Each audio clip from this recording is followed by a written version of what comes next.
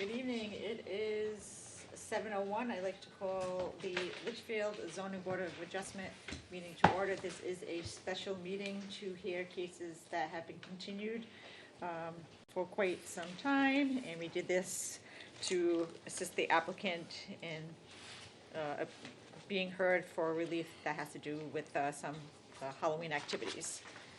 So I will begin by roll call for attendance. John Burnell, member. Al Gilbo, member. John Devereaux, member. Laura Gandia, member. Tom Cooney, alternate. Jerry Sorensen, member. Kyle Derso, alternate.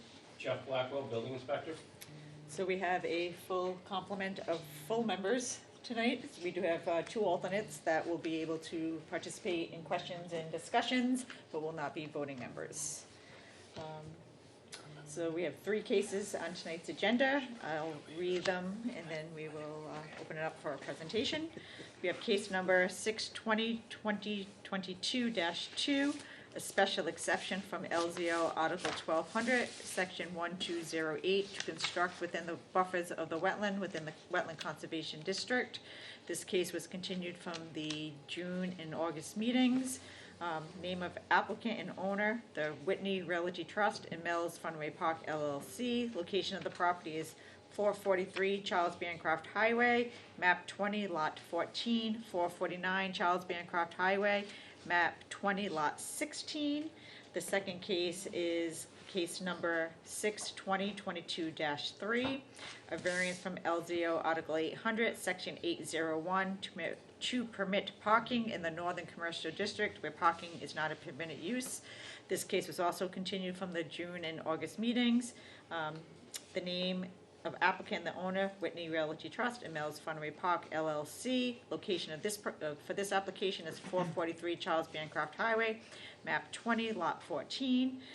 The third case is case 2022-4, a variance from LZO Article 800, Section 801 to permit storage in the Northern Commercial District where storage is not a permitted use. This case was also continued from the June and the August meetings. The name of applicant and the owner, they are Whitney Realty Trust and Mel's Funway Park LLC. The location of the property for this application is 443 Charles Bancroft Highway, map 20, lot 14. Who will be presenting? Madam Chair, members of the board, good evening. My name is Ian Perlman. I'm chairing the Spring and Perlman, and that would be applicants. With me at the table is Steve Madsen from Keach Lodge and Associates, who will be presenting the wetland special exception. Mike Accomando, Wayne Caulfield from Mel's and Whitney Realty Trust, and Matt Peterson from Keach Lodge as well is here to help us out. First of all, thank you very much. We appreciate the extra meeting, and I've been coming to zoning board meetings for some years, and I don't think I've had this many people staring at me, so it's good to see. I have a packet of exhibits. I've given a copy to Attorney Hollis, and we're going to go through them as we do our presentation. And we are going to start with the wetland special exception and then take on the two variances. The two variances are very similar in nature, so I'll just go over them simultaneously if that's okay with the board. Right? So here are the exhibits, and I suppose I could just thanks, Jeff. The wetland special exception is pretty straightforward. This particular lot, map 20, lot 14, can only be accessed through an existing drive, a farmer's path that's there today. And so we are looking to improve that driveway so we can park and have a storage facility out back. In order to do that, we have to encroach upon some wetlands and some wetland buffers, which Pete will tell you about. Thank you, Andy. Once again, members of the board, Pete Madsen, K&A. This is a pretty cut and dry ask right here. If you can see off of Charles Bancroft Highway, we're proposing a 24-foot wide paved driveway apron. This is at the location of the existing gravel driveway right now. The only reason we're paving it is at request of DOT, who has reviewed this and accepted it, and we have the driveway permit for it. The other part of this piece that has to do with the wetland is replacing of this culvert. There's an existing 12-inch culvert out there. It's actually broken right now. We're proposing to replace it in place, and also add a couple head walls to stabilize the drainage areas there, which results in approximately 65 square feet of temporary wetland impact. There'll be some temporary perimeter controls around to prevent any sedimentation from getting in the wetlands. And it's pretty straightforward, so with that, I'll turn it back over to Andy if he's got anything else to add, but that's about it.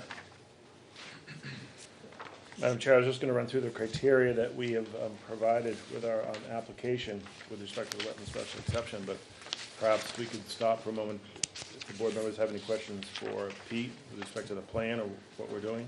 Yes, why is the DOT requiring pavement? I don't understand that. That's just something that they're looking for a driveway right there, so they don't like to see gravel drives I think typically. it keeps a lot of the, How mud and stuff off the Mhm, it roads. does, yeah. Is that Exactly. what they're looking for? long is this driveway? The driveway itself is existing, so this is the existing gravel driveway here, these dash lines. All we're doing is proposing to pave that apron right there. I don't know exactly how long that driveway is. So how long is the apron? The apron, I don't have dimensions. Dimensions on that. It's 24 feet wide here, let me,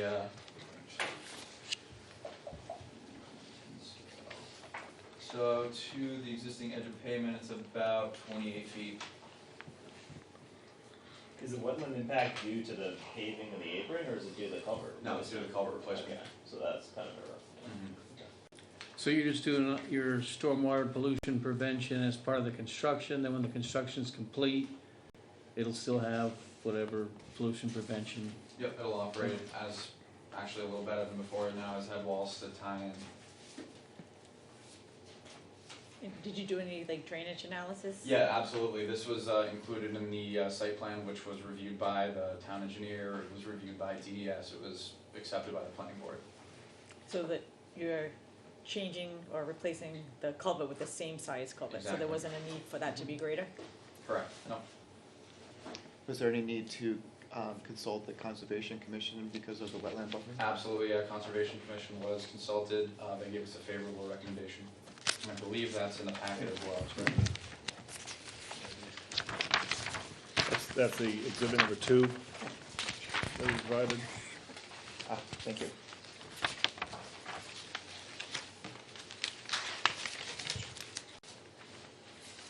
I'm just gonna read that into the record for folks, that's all right? So we have a June 6th letter from Jason Brennan, Chairman of the Litchfield Conservation Commission, dated June 6th, to the Litchfield Zoning Board of Adjustment regarding the wetland special exception for Mills Funway Park, Whitney Realty Trust.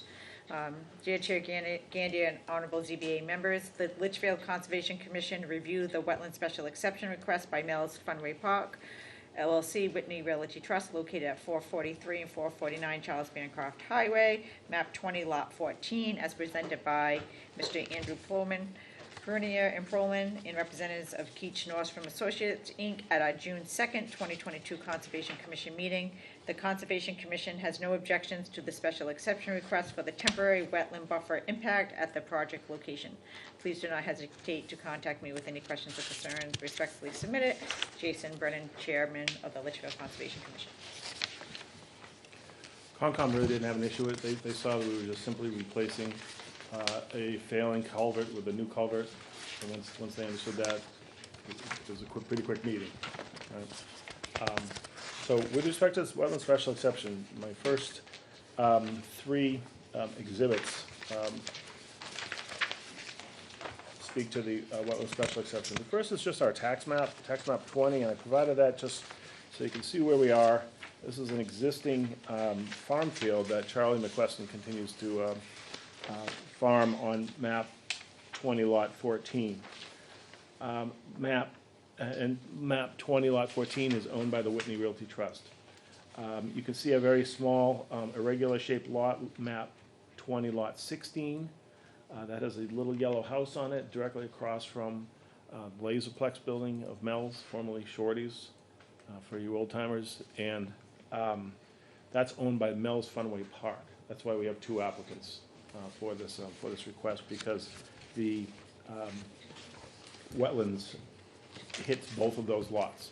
So and the driveway comes in onto the Mel's, that house lot, and then goes back onto lot 14. All right, so that's our location.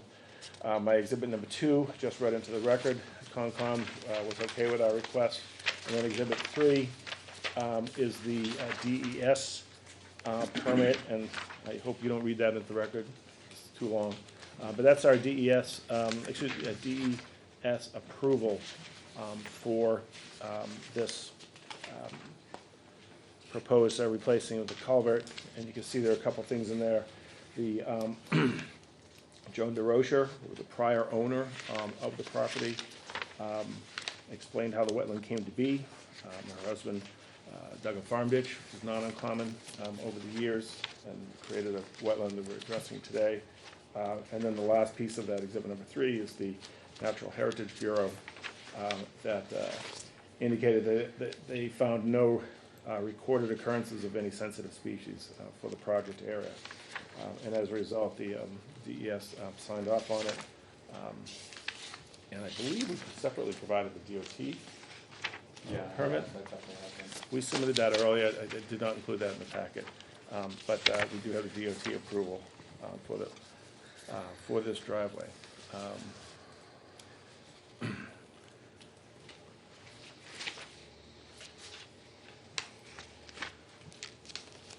I take that back. Exhibit number 5 is the DOT driveway permit for lot 20-16. That's the small house lot that's owned by Mel.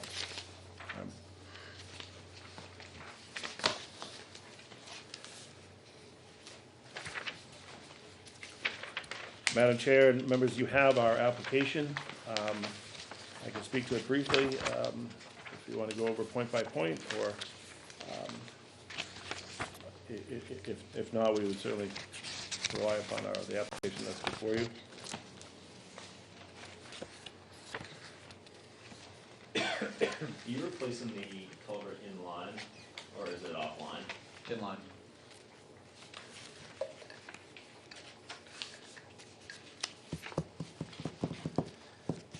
Do you have a construction schedule for this? I really couldn't tell you. I don't know. Do you guys have any idea when you were looking to do this? So, 2023. 2023? But the pipe will be replaced this year before parking? No, No, so it's next year? yes, because the reason being, well, we can't even do anything for 30 days. Understood, Until, understood. and then we're in our season, Yep. so we wouldn't have an opportunity to do so this year. The reason why I'm bringing it up, I mean, we're impacting 65 square feet Yeah. of wetland for one day to dig 40 feet, Right. put a pipe in. Yeah.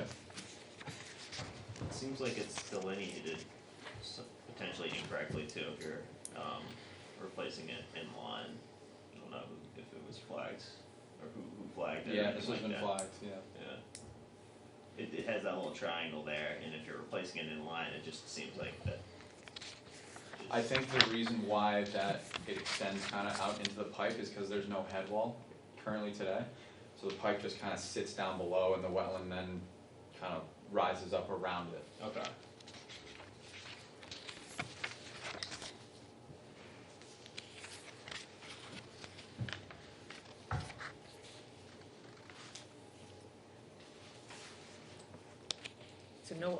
So the driveway isn't impacting any of the other wetlands, it's just that one spot that's being impacted Correct. Well, 2 spots for the pipe. for the pipe, right? But the remaining driveway that goes all the way into the back, Yeah, no that's wetlands there? that's staying as is. I know, but where are the wetlands near that? They're on They're They're on on it, yeah. Okay, Yeah, they're much further. Yeah, this is the only wetland impact that we have with this application.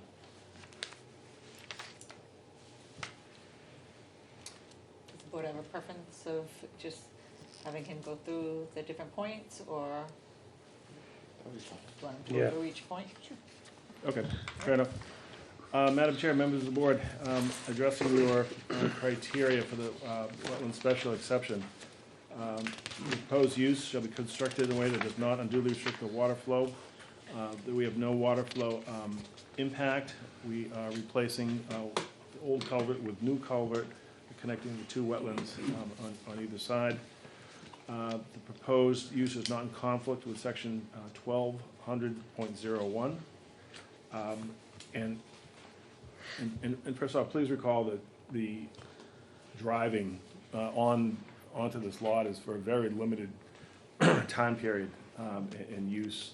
It's intended to park for Spooky World. Spooky World runs 22 to 24 nights.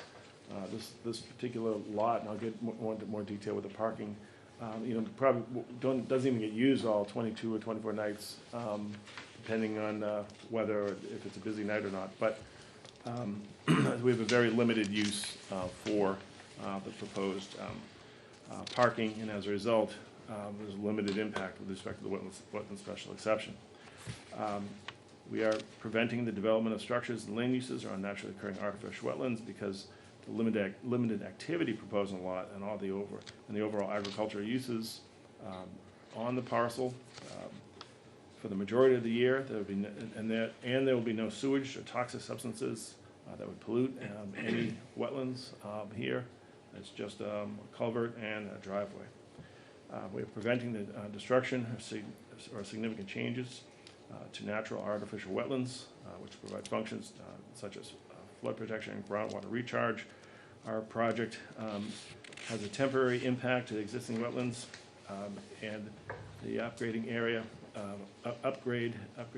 around it. The total temporary impact is 65 square feet, which is very small. We shall fully restore prior to the installation of the stormwater improvements. There'll be new plastic pipe and head walls, as Pete explained. And because of the limited activity on the site, we don't see any adverse impact to the wetland areas. We are to protect the unique and ecological, sensitive, and unusual natural areas. The erosion control measures have been proposed, including the installation of temporary perimeter controls around the area of impact. The use of the lot as an agricultural field will be maintained. It's growing now and is about to be harvested by the McQuestons. The wetlands were created by the previous owner in the 1980s, and they're now important to the drainage flow along Route 3A, and we're not impacting any of the drainage flow. We have not identified any high value or sensitive wetlands with the areas being impacted. We protect wildlife habitats, and due to the small scale, limited nature of the proposed impact of the project, no adverse impact is expected to wildlife habitats in this area. We're protecting the potential water supplies and existing aquifers. The project includes repair and maintenance of an existing stream crossing. The repairs will ensure that drainage collected contained within the existing stream channel. This crossing will have no adverse impact on the water supplies of aquifers. And again, the site is farmed for over the course of the year. We will not be requiring any of the expenditure of municipal funds to maintain any of the driveway or the culvert. Appropriate erosion control measures are being proposed to be used. No abuse or misuse of the wetlands is expected. Further, the nature of the project being a culvert repair will ensure that flows are maintained throughout the crossing. Encourage low-intensity uses that can be harmoniously, appropriately, and safely located in and near the wetlands. The existing agricultural use of the lot will be maintained near the wetlands. We believe this to be a very low-intensity use that is harmoniously and appropriately and safely located next to the existing wetlands on site.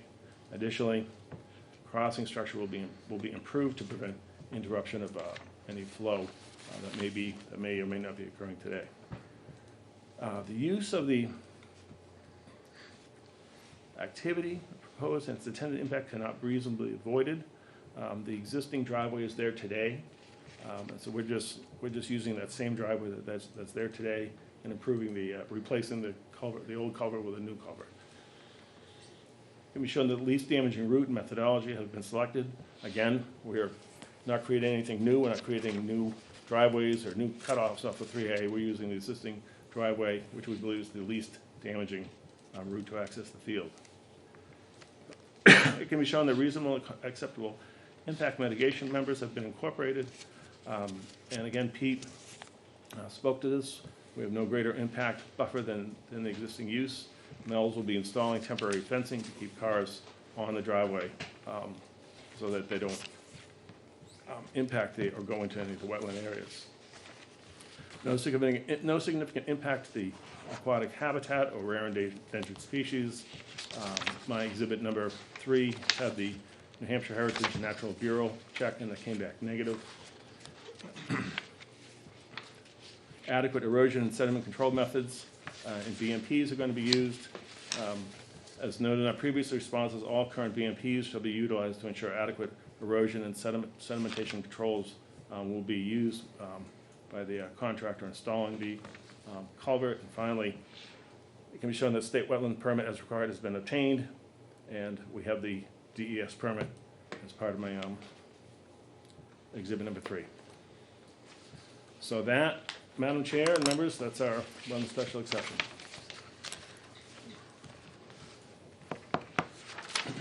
Any questions from the board?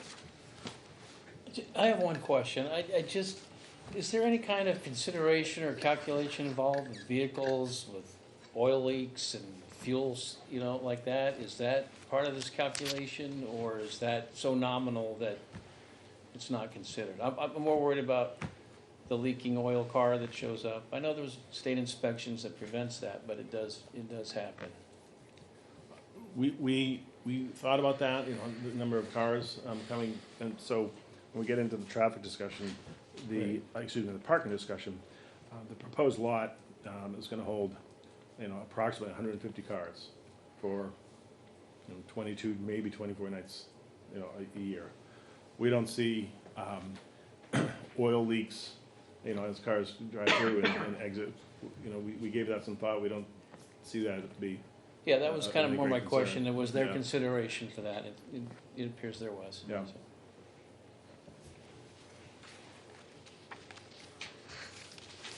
And Andy, if there was a concern for that, what mitigation measures could you do over that crossing of that stream?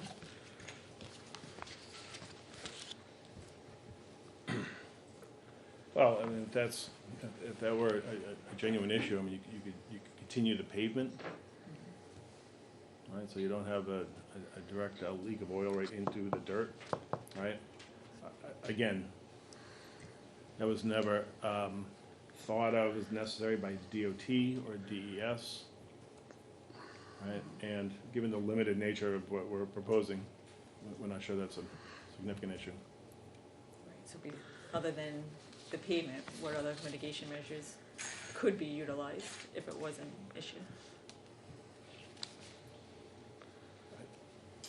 Madam Chair, and Matthew Osuki, Structural Associates. As they've stated here, we put the asphalt apron in there, which would show, if anything, you can see leaks and stuff like that. In a gas station, we'd have a spill prevention kit, but that would be about it. We're talking, the nice thing with this here is that it's where the crossing is that you're asking about, and that's where there's pavement. The cars are not being parked in this general vicinity of this wetland. They're actually parked in the field, which is where you'll notice today the corn, and then we'll lay down the corn, we roll the corn down. So there's actually a buffer between the bottom of the cars and then the dirt from there. And then I would just say with the technology of the cars today, most people are not driving their cars leaking the oil. Maybe one or so here or there, but it's the same thing we do on parking lots for supermarkets and that kind of stuff. If something's noticed, these guys would have a response kit and they could go it that way. Yeah, just to be honest, we had this rain and I noticed this nice sheen along the roadways. And so, although we think cars don't leak and they're modern cars, but we hadn't seen rain in a long time. So you can see where, when it rained, there was a nice sheen across Albuquerque. Andy, the permit for this driveway was given to you guys September 16th, 2021. And we're paving it in 2023. We've had a lot of opposition, we've had like, Oh, I right. haven't noticed. Okay, We're here every single month pretty much, and all right. just keep going around and around. Really your show.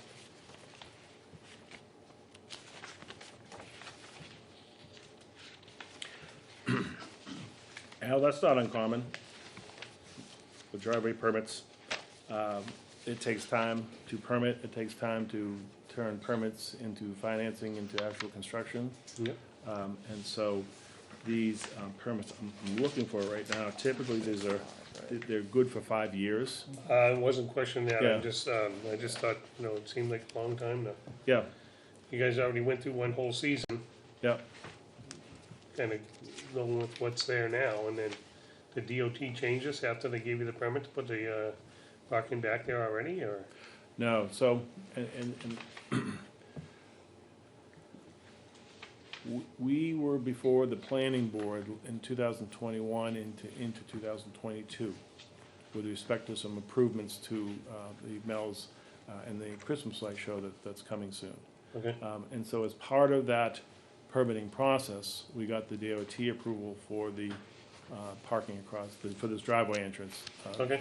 across the street. Right? that makes sense. And so the reason DOT allows, permits these for 5-year windows, because they know it takes time to Yeah. go from permit to construction.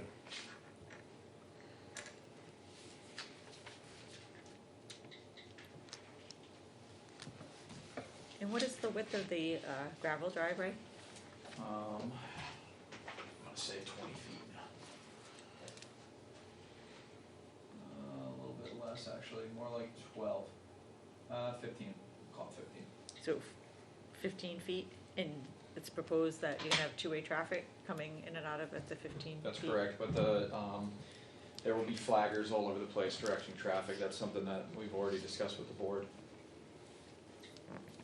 The planning board. And what is the typical width for, Typical lane would be 24 feet for two-way traffic, Right. 20 sometimes or 22. Right. You And can that's get what away the- with 20. That's what the pavement is. Yeah, the pavement's 24. so it's gonna go from 24 paved to 15 feet gravel? Yeah. Correct.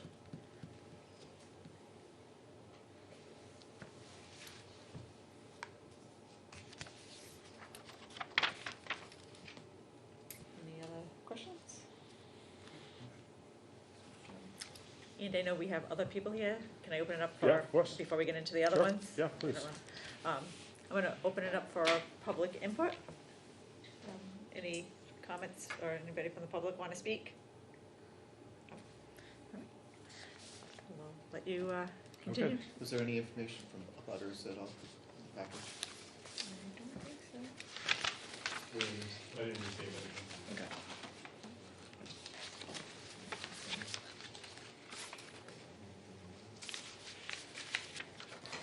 We did Madam, that. I would suggest that the board address this special exception first, because the parking and storage are kind of all encompassing. And Jeff, this went to the planning board for its review for the special exception, right? I believe we matched. What's that? I believe I put the letter in the, it's either Yeah, in your package, Laura, or it's on the form, I believe. So it should be in the, I'd see, it's in this package. Notice decision by planning board. yeah. They had 7 comments, which I see are checked off, so, and then So these other cons, right before health officer. So as part of our special exception process, the application is to be referred to the planning board, conservation commission, and the health officer. So the planning board did take a look at that on April 19th, 2022.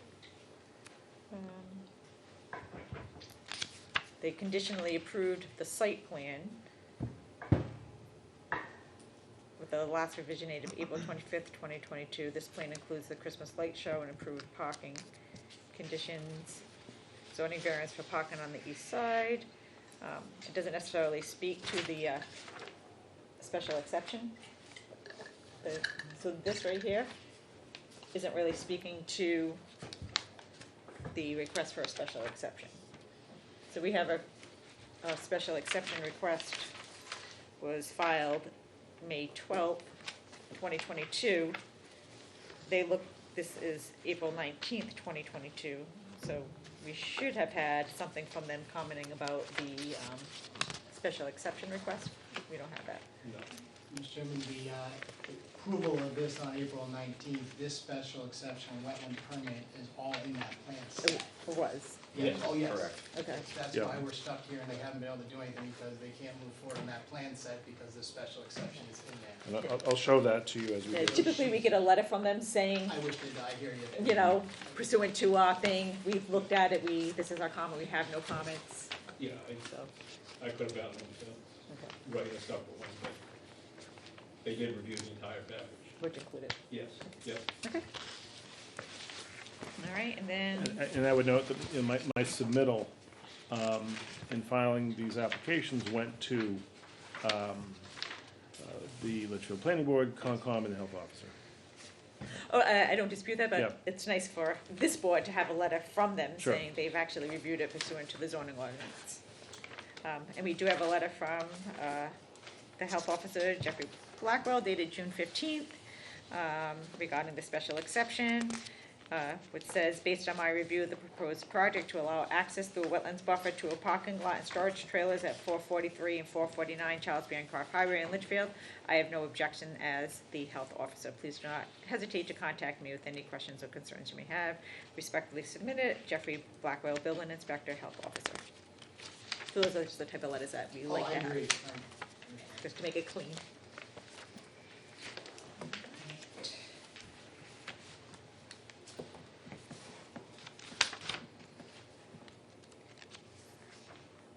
And Andy, your exhibits are 1, 2, and 3 for this particular case, correct? And 5. And 5, 1, 2, 3, and 5. Anything else from you? No. Anything else from the board? All right, we had no public input. I'll take a motion to close public input and go into deliberations. I'll make that motion. Second. All in favor? Aye. Aye. Opposed? Okay, all right. So we have in front of us the request for special exception. Any thoughts, questions, concerns? Well, my initial thought is that the end result is the actual site is better off than it is today. So the actual work does actually improve the grounds.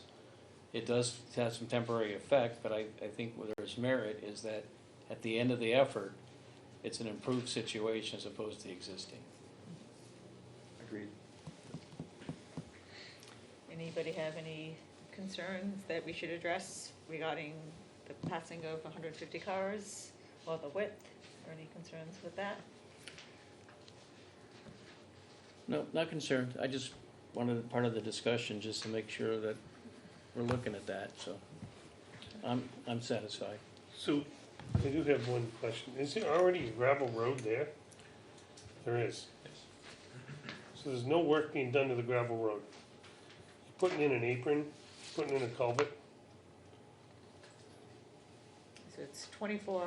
We already have a culvert there? Old one.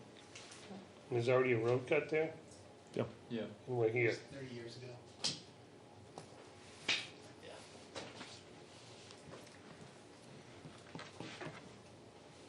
You can clearly see the gravel coming in. Okay.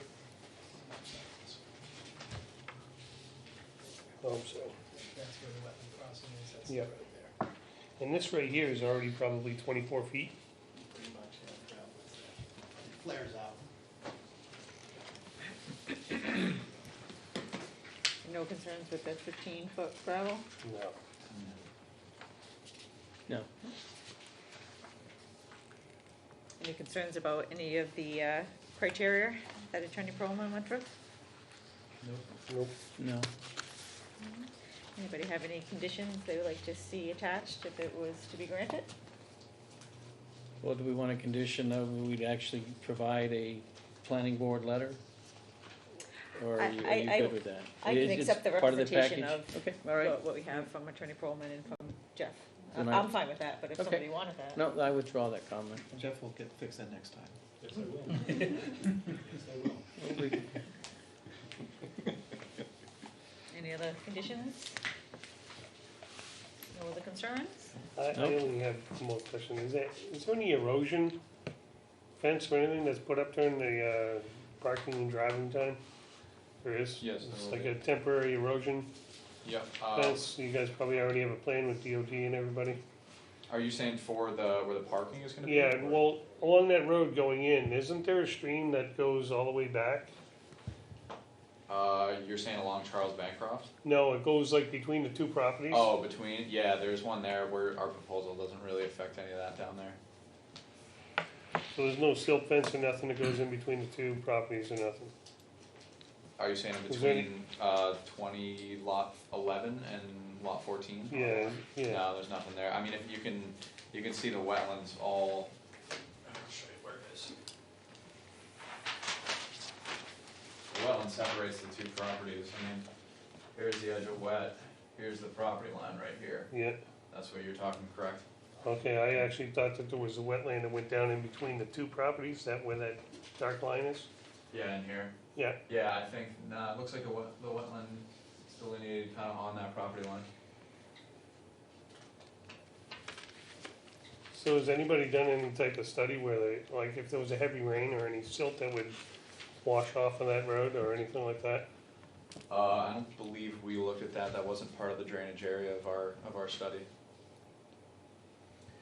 Are you talking right, the apron's got silt fence during construction and all that? Yeah, but I mean, Talking after it's all done and any 2 type years down the any road? type of protection in between the two pieces of property? Like, You're talking down the road? yeah, yeah, like even temporary, like you're gonna drive 150 cars a night up there if it rains. I'm hoping that you guys probably wouldn't drive the cars in there, but you never know. Well, Would it push silt down into the other property? I would say Let me, the next applications that they're putting a silt fence along there would not be an issue That'd be for the parking. Yeah. for the parking. Okay. and just, not to get ahead of ourselves, but in Exhibit 11 is the site plan that was approved by the Litchfield Planning Board. And it's hard to see in my copies, but on the fourth sheet in, the yellow highlights on a detailed site plan. And you can see that we're running fencing along the back of the field to keep people out of the buffer areas. We're gonna have temporary fencing along the side of the field, right? And then, as we said in our initial application, during the parking operations, there will be temporary fencing by the wetlands on the dirt driveway. Okay, yeah, so that's where I was going. Right, right. Okay. Okay, I'm good. Anything else? So just for clarity, and then every year, those 22 days, you'll implement that during the heavy use? That's the plan? Yeah, so Mike and Wayne have a very large crew that works very hard right now and into October.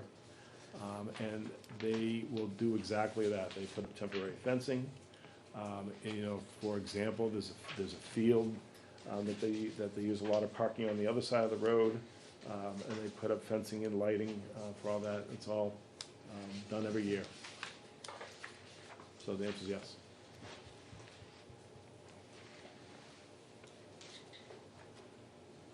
Anything else? No, ma'am. Anybody want to make a motion? Yeah, I'll make a motion that we,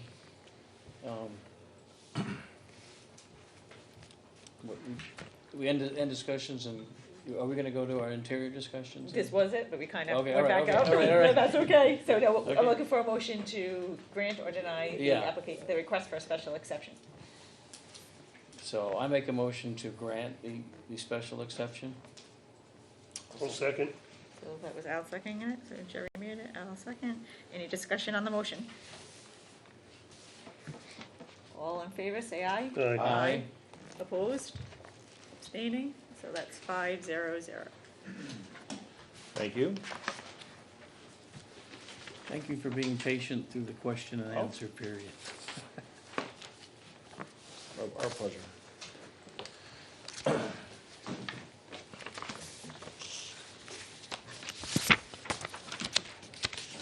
Okay, All yours. so, I have to talk about Mel's for a bit. The planning board is very familiar with Mel's because we've had many, many meetings over many years with the planning board. You folks have not had Mel's or Spooky World before you, so I need to kind of talk about their operations and why we're here.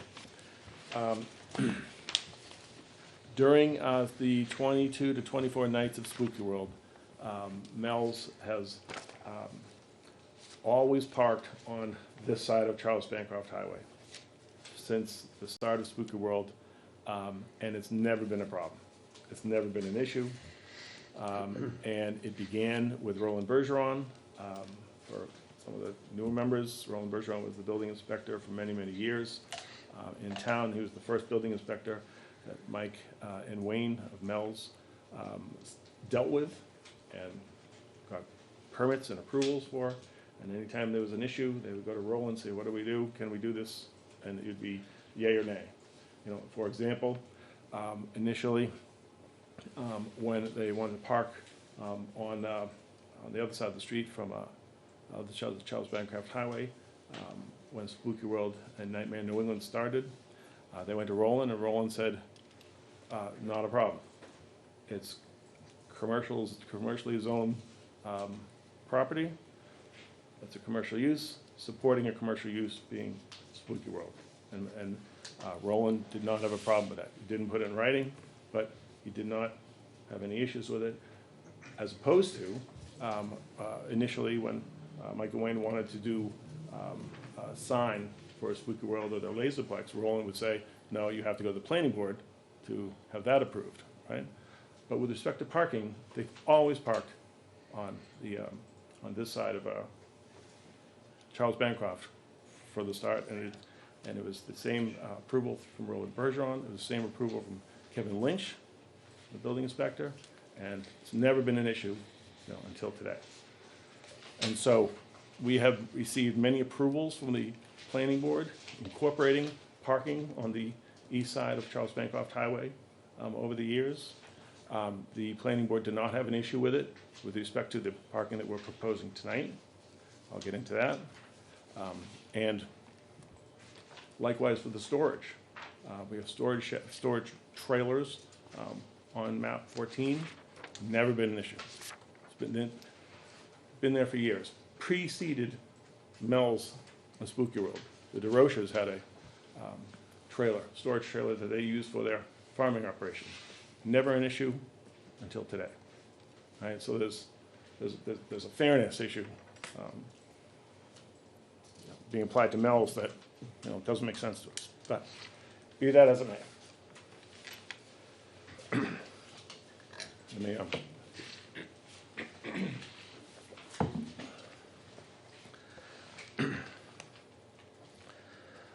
If the board can turn to exhibit number 9 that you just, number 11, right? These are the plans that were before the planning board most recently. And what Mel's was doing before the board, we had some parking improvements, but the big gist of what we were doing was getting approval for a Christmas light show that Mel's is going to operate through their Spooky World haunted hayride area come Christmas time. And so as part of that, as part of our approval, we also incorporated this map 20 lot 14 for parking. And we, throughout the planning board process, you can see in our plans that I've included, you can see the overview plan, which is the first plan that shows proposed overflow parking, and it shows the storage trailers. Do you have the ZBA? it like a green color? I don't know if we have the color. On the next plan, you can see the existing conditions, and again, this was all presented and reviewed by the planning board over many, many meetings, and again, the planning board did not have any issues with that. And so, you can see we gave the planning board detailed plans of what we're proposing with respect to the parking and the storage on the detailed site plan. And that's the one I spoke of. And to get into more detail, you see the driveway that we just talked about with the wetland special exception. All right. You can see that we will have a stone dust walkway coming from the parking lot to Charles Bancroft Highway. Every year, Mike and Wayne sit down with the Litchfield Police Department and scope out what they want to do with respect to Spooky World. And every year, they work out detail and coordinating crossings with the cruisers that are there with their lights on. So safety is the number one concern. And so there will be cruisers and police at the crossing for the pedestrians. You can see that we have a proposed stockade fence toward the rear of the parking area. And that's to prohibit people from entering into the wetland buffer, and it also helps with headlights into a neighboring property. We end the stockade fence. If you look closely as we work, say, toward the driveway, we have the end of the stockade fence, and we have the start of the temporary fencing. The reason we do that is because we're going to put up a permanent stockade fence toward the rear and just up the side a little bit, but then having a stockade fence in the middle of the farm field makes it challenging for the McQuestons. So we're going to have temporary fencing throughout most of the field, again, to control where people are parking and to control where people are walking. You can see we have lights proposed in this field. You see the storage area that we showed. And again, it was all approved by the planning board, subject to the variance that we didn't have to need before. Mike and Wayne have been parking in this field and had storage in this field for many, many years. And we're just here to address the concerns raised along the way. The use of the lot, again, is limited to 22, 24, probably not even that many, but at most, if they're great weather. A lot of Spooky World is weather dependent. And if by chance they have perfect weather every year and there's no such thing as COVID, perhaps they do use this lot 24 times a year, but, probably not. On slower nights, on drizzly nights, on a Thursday night, they're not going to get that many people. Maybe they use this lot, maybe they don't. All right. Now, Is this lot an overflow lot to the parking in the back? it is an overflow lot, but it's also, they do want to have it available. Okay. Because sometimes if they don't have it, if it's decent weather, but if they don't have a busy night, it's easier to use this lot because it's smaller, rather than to open up the entire, the huge lot toward the back. It's easier just to have this lot for both overflow and employees. Now, when I say the huge lot in the back, if you go to the overview plan of what I was just showing you, this is, again, Exhibit 11. This is just the overview plan. Looks like this is the first, after the title sheet, it's the first plan that I have. All right. And so, yeah, okay, thanks, Steve. So the very large field that the McQuestons farm, pointed out, Yeah, it's right? up in here. So the McQuestons, it's cornfield today, and when the corn is harvested, the Mel's crew will get out there with the big heavy rollers and smooth out the lot, and that's where they have the bulk of their parking for very busy nights, and they can park a lot of cars out there, and that's their primary lot for big nights, good weather Saturday nights. And so that lot is there, and then this lot, this proposed lot on map 14 supplements that. And when I say that we have been parking, just real quick, you can see with Exhibit 12, we have some letters from the police department, and it's just an example of how Mike and Wayne work with the police department year in, year out to set up their security. They work with the fire department, and how they have crossing details, and they have a whole crew of flaggers that control cars coming in, control cars going out, and so it's very at this point it's a well-oiled machine with the Spooky Road operation. Now, Madam Chair and members, when I say that we've been parking on this side of Charles Bancroft Highway since Spooky Road started, I would have you turn to Exhibit 4, which are certificates of insurance issued to Continental Paving, because the first 2 years of parking on this side of Charles Bancroft we were parking at 6 Morgan Road. And 6 Morgan Road is it's a big field directly across from the Hidden Creek driving range. It's a, I don't know if you can see it on my map 20, I don't think so. I can barely make it out on map 20, but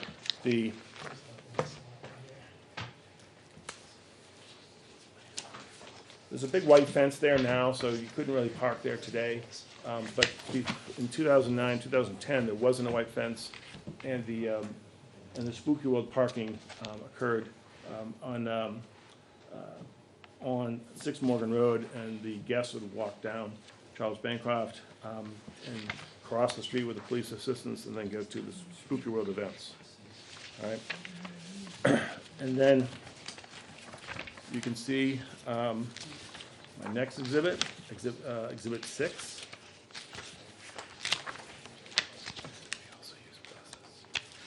Okay. This is a letter from Kevin Lynch, because there's some question about how we were authorized to park on the east side of Charles Bancroft Highway for all these years. And you can see that Kevin simply says that it was the town's position, Roland Bergeron and Kevin Lynch, that site plan approval was not required. It was a commercial use, and he followed the lead of Roland Bergeron. And as long as the police department and the fire department approve, then we could park on the east side of Charles Bancroft Highway. So our parking initially was at 6 Morgan. Then the parking moved down Charles Bancroft Highway to, if you go back to your tax map, to lot 20-18. 20-18 is directly across the street from the Mel's, say their corporate tents and their go-kart track, and it's a big sand lot, right? It's got a kind of a sandy hill in the back, and it's all sand, and Mel's could park approximately 250 to 300 cars on that lot, and they did it for many, many years. And you can see that we had authority from the then owner. Exhibit 7 was a notice of lease. Mel's would lease the land from the Carcano Company, who was owned by Rona Charbonneau and another individual. And for 10 years, we were parking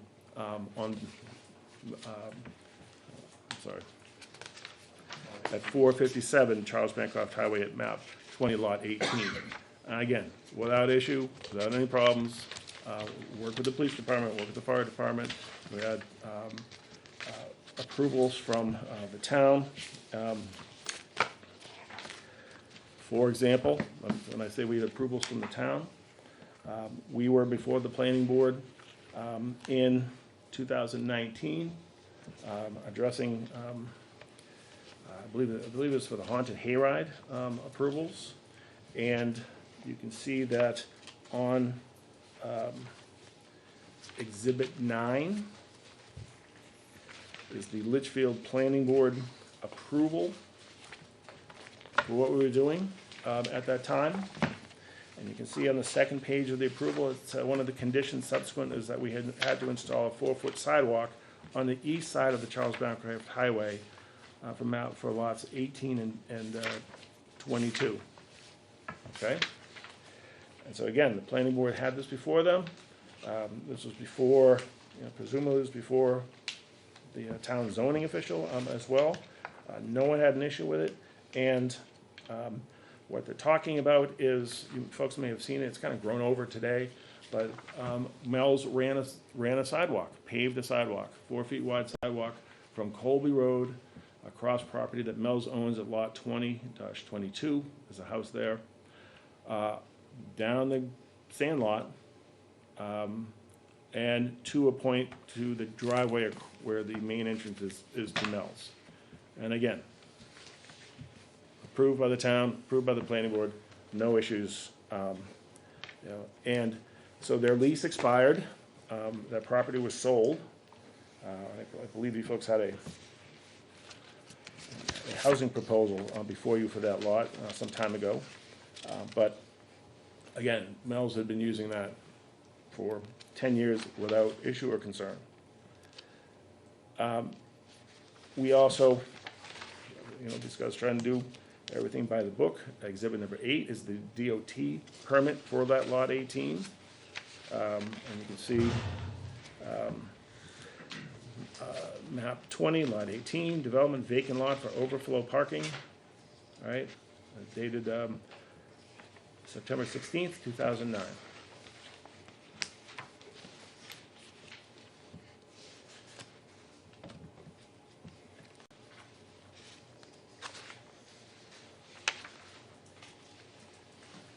And finally, we have the notice of approval from the planning board from our last trip from this April that you referenced during the special exception, and the condition being that we are here for a variance because the use somehow is not allowed today when it's the very same ordinance that's been applied throughout this whole period hasn't changed with respect to parking and storage.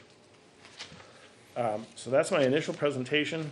Madam Chair, I'd be happy to answer any questions before I get into the variance criteria. I know you said it, when did Spooky World first come to Litchfield? Good question. Nightmare New England, which preceded Spooky World, began in 2008. Mel's acquired the rights to Spooky World. If you have good memories, you might recall that Spooky World was actually down in Foxborough at I don't think it was Gillette then, maybe? I don't know, but it's down in Foxborough prior to coming to Litchfield, New Hampshire. So once they acquired the rights to run Spooky World in 2009. And so they've been running Spooky World 2009 to today. And again, Spooky World is 22 to 24 nights a year, and they've worked out traffic issues with the town. They have gotten better over time. They have an army of some bonded flaggers, some employee flaggers. When I say bonded, they're trained. They have insurance bonds behind them, and they have just an army of people that run this thing. It's great for the town, a lot of good employment.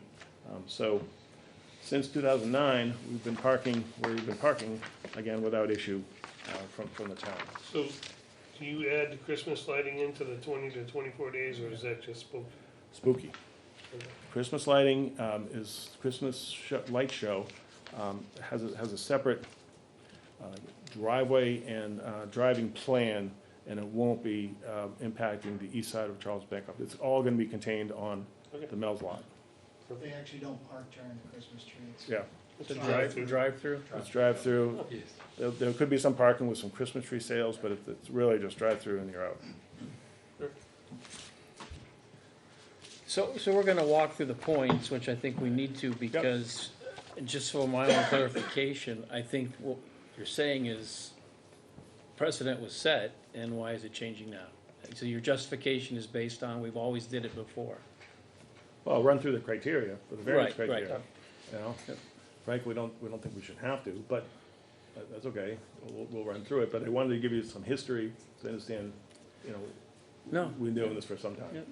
I just was for my clarification. Yeah. I was trying to pick all the different points, and I think a lot of it just, we've done it before, and there was no issues. Why can't we do it now? And I know I just threw a lot at you about Mel's and Spooky World, and so please ask questions. All right. So Rick, I take it you're here tonight because you own the property probably? No. No? No, I own the sand pit now, so Okay. I'm in a butter. So where you're parking on the east side, is that in the sand pit? No. No. Oh, that's what I was thinking, okay. Okay. Al, if you look at this, they're gonna be parking right in here. Okay, I'm Is it- sorry. Can I just make sure, so like you're gonna be parking I- right here? For some No, reason, no. That's Yeah, the can you show store. us on the map? Yeah. where the Show us parking on this is or from? something? I think Sorry we're about confused that. about, Here's the overflow parking area. This is the sand pit where we used to right, park. this, I thought this was, This is the little house lot right next to it, the little Mhm. yellow house, I think. You And then can't see this that? right here. Oh, you can't see Rick, it? no. So Sorry. Rick So Sand- Yeah, this is Rick's is sand pit right here. I thought If you this- look back at 2015, you'll see where we were parking. So here's, this- you can see. that's this the kind of sand pit, stripes. right. This is where we had the 200, 300. yeah, Right, but We for the, no va- longer have access to this anymore. okay. but the variance is for The this, variance is for this one here. right, because this is the paved driveway Yeah. now, Yep. right, that's gonna come back up, and this is where you where wanna they- park. They'd be parking in here, the field. Oh, they're gonna be parking here, Yes. not here. Nope. Right. That's That's where just the That's where trailers the are going. storage. that's a That's storage for the area. storage, so this parking is, and, just that area. excuse me, parking and storage is gonna be in that same lot you're pointing Same to lot. right now, Right. right? Same lot, but the, Everybody Pete, see maybe you It's can like point this two, out. yeah, it's like two tiers, The basically. lot is kind of bifurcated. There's the farm field toward the front where we'll be parking, Yeah, and then there's a row of trees, and behind that is the storage area. and so you Yeah. parked in this field before, Yes. and so So there's, is the storage is back here. Yeah. This field was used for parking before? Yes. yes, Yes, many years. yes, I remember this. And the other issue that you have is the storage trailers. Yes. Now, the storage trailers, are we adding more storage trailers than what has previously been in there? Storage trailers, yeah, that's- No, we're not adding storage trailers. We've had them there for years. The DeRocher family had preceded us with a storage trailer. You can see that in the pictures that Matt passed out. And so we're just gonna keep what we have there today. I think there's about half dozen storage trailers. And so has anything made them more than temporary now from years past? I mean, storage trailers are considered temporary if I, They're always there. so there's never been, Off the property. like, we never changed anything, never put a concrete pad under them or nothing? There's No. no foundation, so No that's. foundation, No. no. The only thing that's been done is they've been moved out of the buffer. They were originally in the 50-foot buffer. They've been shifted out of it. Okay, so that- And just for clarification, what Andy said, if you take a look at the aerials there was probably 1 or 2 trailers in 1992, so to let you know. And then in 2009, you'll see there was about 6 or 8 in that photo. And then it's dropped down to, I think we're now at 5 or so, 6, looks like. 6 now. So you can see through the photos, they've always Mhm. kind of been there, we're just, And it- almost 20, 30 years. And the storage supports, it's not there for anything other than Mel's and Spooky World. It's crops, it's equipment, they have some outdoor storage of their temporary fencing that they put up every year. So it's just, Mr. Blackwell is correct, they don't move off-site, yeah. but they're also trailers, right? But they haven't been, they're always there, right? But they're pushed back far enough that, maybe in the dead of winter you could see them, but most of the year, they're located so they don't see them. We did realize, excuse me if I say one thing, is that okay? Yeah. We did realize in talking about what we're communicating, we just want to make sure that everything is crystal clear for the record. On the lot that we're talking about, most of the parking was done in our storage area over the years in the back, and some of the parking was done where we want to park now, in the cornfield. And the cornfield is basically what we do right across the street. So the same lot, but again, it's kind of, if I could show the delineation, is that okay? Like that, if that's okay. Get my own bearings here, with all the markings on here. So it looks like these have moved around over the Okay. years. In 2011, they were here. Oh, the storage field. 14, Oh, I back see in it here. more up here. 2015, they pulled them back out. Um, 2017, looks like. This is the house, and this is Route 3A. Okay, if you were to come in this way.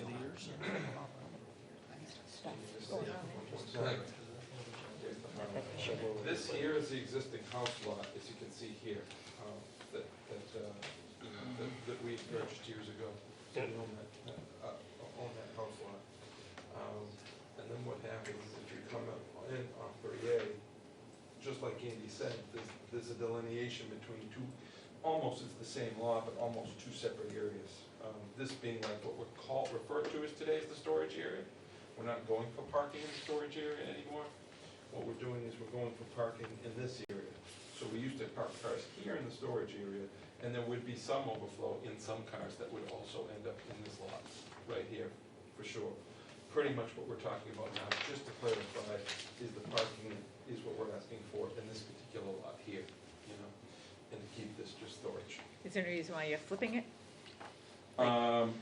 No, more of just, there's no other way to put it, but just the, Part of it's to separate the customers from Yeah. the trailers in the storage area, since Okay. the trailers that we just Yeah. found, because we used to put employees back there all the time, and the police would drive through that back every single night, and to make it easier for police, so they don't have to go back and monitor that area anymore. We just want to separate it, so customers are just in a customer lot, storage is just in a storage lot, and that way, it's just easier to keep people away from trailers, that type of stuff that's back there. It's just a safer environment to separate it. Plus, that's a shorter walk for the guests from the front lot. And you did mention something about, are you doing a crosswalk or proposing a crosswalk from across No. the, so nothing, and this just seems to be the picture that I can see the best, nothing to get the folks from here to here? No markings on Charles Hancock Highway, nothing? No. Nothing, We- okay. And again, that's, that crossing is, probably they put more time into that crossing than anything else, working with the police department. And that crossing is controlled by a Litchfield officer. He gathers up folks, gets a bunch of them, stops traffic, and lets a group go through instead of like one at a time. But no, there's no proposed crosswalk or anything. I don't think DOT wouldn't let us do that. Right, I didn't know if you talked about There is a stone dust walkway That's what I that thought. directs them, Yeah. right, but there's no crosswalk painted or anything. Okay. So they will be crossing at a designated point, but just no pavement markings or anything. It just gets them to the road. Correct. Yeah. Yep. It'll channel them to where the police officer Yeah, is, so they're not and just- there'll be a police cruiser there, so everybody knows that's a designated area, which is what we've done since 2009, the same thing, a police officer crossing people, it's a designated spot. So I think this conversation came up when we were talking about the wetland delineation, but the access into this parking lot is that existing dirt road Yes, that is 15 foot wide. correct. No plans to widen that at all. No. No. Is there any? Wait, the access is 24 feet wide off of the main road, then it reduces to 15, but we have traffic coming one way and the other way, and we have flaggers at that point. So at the road, we've got 28 feet Mhm. of 24 feet. There didn't make sense to pave more, because, again, we do this on the field down the street. Mhm. Yeah, my only concern there would be at that bottleneck, or when you kind of taper down to potentially one-way traffic, if it's only 15 foot wide, are you gonna back up cars onto? They'll be able to go 24 feet. I mean, we can have cars on both sides just because they're driving on all the grass, all the corn, everything. There's no limits on where that lane is once you get into the parking site. You know But what I'm there's saying? just that bottleneck at the culvert, right? It's 24 feet, it's not a bottleneck. The culvert's Yeah, 24 the feet. culvert is what, the culvert's The 40 head wall, feet. is 24 foot. No, the 40 pavement. feet actually. Pavement. Yeah, Yeah, no, we've got that clean. yeah, there's Okay. plenty of room in there. So that's kind of a planning board concern, right? Not so much a zoning board. Is it okay to park and put storage on this property? Right. Well, I think parking would go into safety concerns. Part of the criteria is not safety, so I think Kyle's questions are on point for safety purposes.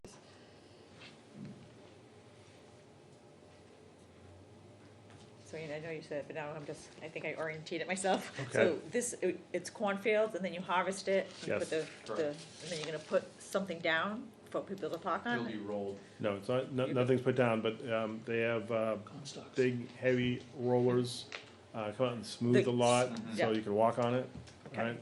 After the McQuestion's harvest, they flatten the whole thing out, and they've been doing that for years on the big lot behind the houses.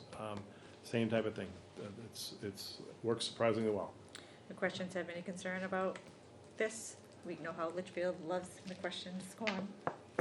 They, Mike and Wayne have a great rapport with the McQuestion family. They've been doing this for years without issue or concern. Charlie Fields, the big field out back every year. Harvest time comes, these guys come through the next day with their rollers. They've not had an issue. We've been working with Charlie for 12 years doing it on that lot, so it works like clockwork with Charlie. He actually is already tilling it a week after Halloween ends. He's already got it tilled, and he's already got it prepping for next year.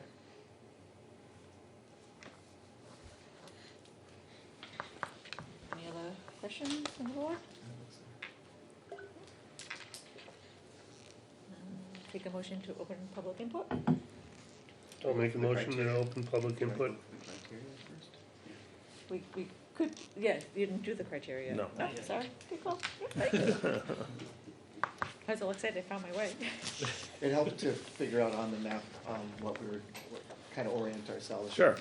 And thank you for helping with that. Yeah, and- Went through the criteria, now And we have again, a better the understanding. planning board has seen this, they're all familiar with it, they've done site walks, multiple site walks on the property, so you folks haven't, so take whatever time you need, because there's a lot to knowledge of spooky world if you're not familiar with it.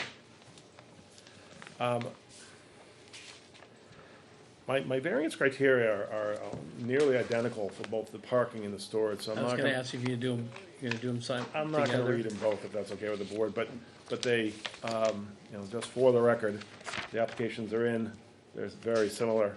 I guess the only difference is, substantively, the only difference is the parking is for very limited use of 22 days or so, and the storage is storage there that's there all year.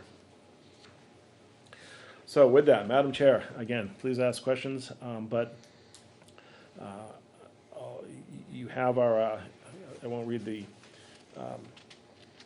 opening to my applications, but we do not believe this application is contrary to the public interest because of the limited run of 22 to 24 nights.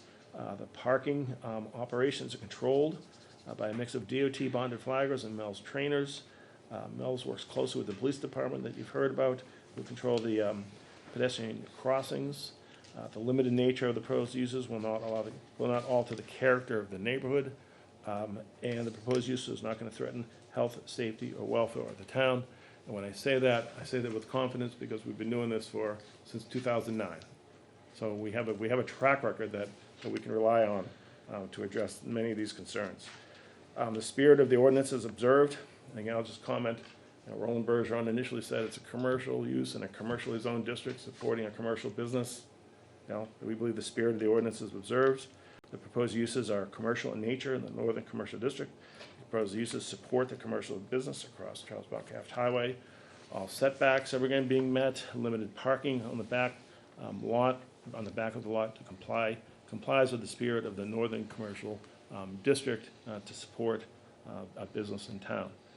Substantial justice is done because the McQuestion family will continue to farm the field throughout the harvest season. Mel's will have the benefit of the parking close to its spooky world haunts. The parking is limited to 20 to 24 nights. We do not see any adverse impact to the town. We believe the balancing test weighs in favor of Mel's without any harm to the town, and substantial justice is done for the applicant. The value of the surrounding properties are not diminished. And again, we haven't had complaints of any property value concerns over the years. We have a very limited use of the proposed parking. And again, to speak to the storage area is really tucked back as far as we can while staying out of the wetland buffers. The stockade fence to the rear is to keep people out of the buffer areas and also to limit any headlights onto abutting properties. The proposed uses are going to generate far less traffic than any proposed use, any allowed uses under the ordinance. Very limited nature of this. Again, it's a farm field for most of the year. And as to hardship, we are, Mel's operations and Spooky World are permitted uses under the recreational use allowed under LZO 801J. The proposed uses on map 2014 supports Mel's recreational uses for both Mel's and Spooky World. We have a history and successful use of this lot.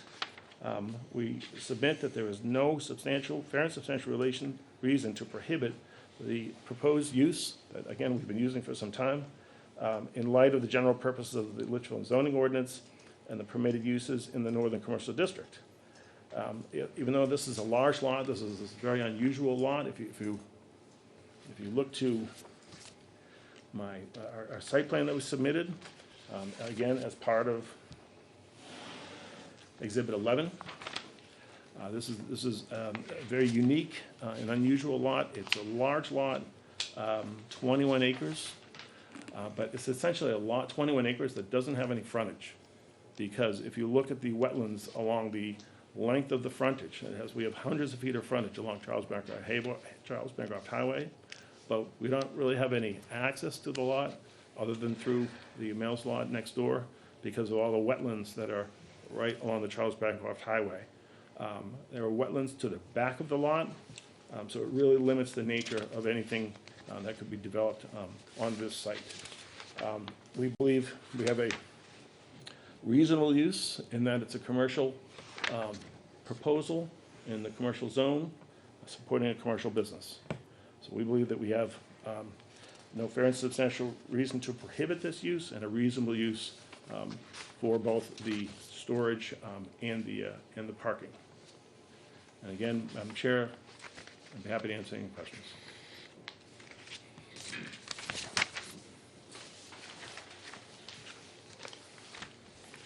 And if I may, I can ask my team, do you want to add anything?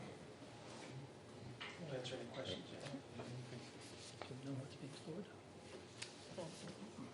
I was checking it already. No, I don't. Okay. What is actually being stored there? Halloween props. So that's what's inside the trailers, like, we end up picking up, it sounds silly, but even going through Litchfield, somebody will have a couch and a bureau out and it's in the back of our truck and then it goes into the trailer and 2 years later, it's inside one of our haunts.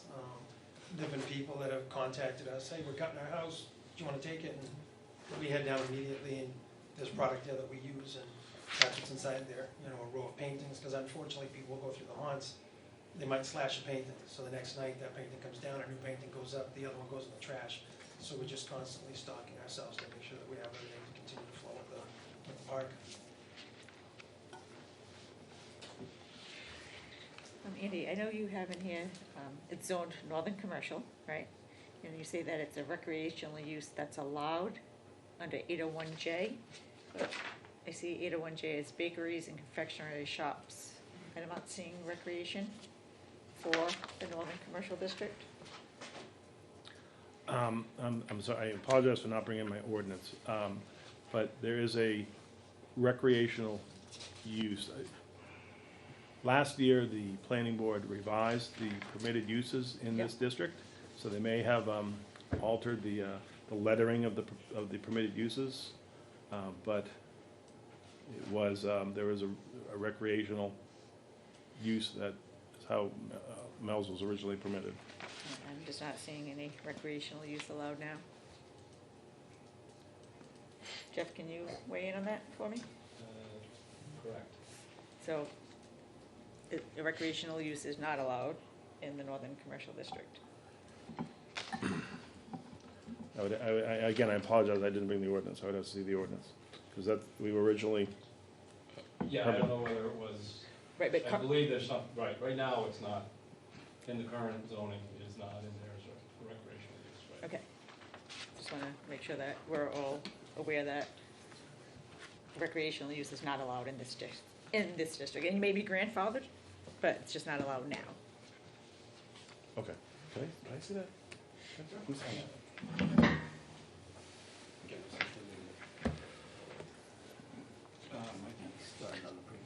P, public, private, nonprofit recreational facilities, turn around those, Okay? that's how, Okay, that's how we, public, Mel's, so that's where you're categorizing Mel's use, yes, yeah, and that's not me, that's public, Kevin private. Lynch, and that's how we originally, were permitted way back when. So I'm sorry, I didn't, No, yeah, I mean, I just want to make sure that we're all on the same page, that Yep. what we're calling this use, is that, Jeff? I considered it grandfathered and did not pursue it beyond that. So it goes back, it precedes these guys, that's Dave Melhorn, who started Mel's, and that's how it's always been permitted and approved for many, many years.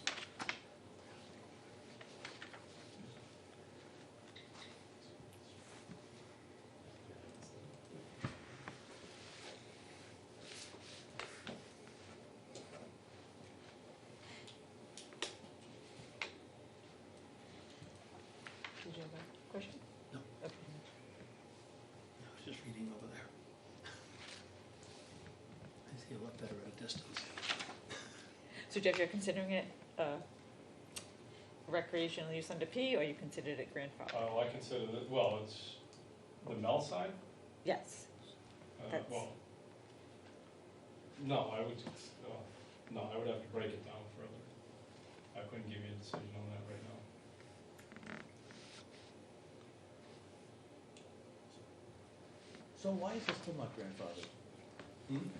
The only difference is we shifted it from one lot to the other. Change of use. Okay. Anytime there's a change of use.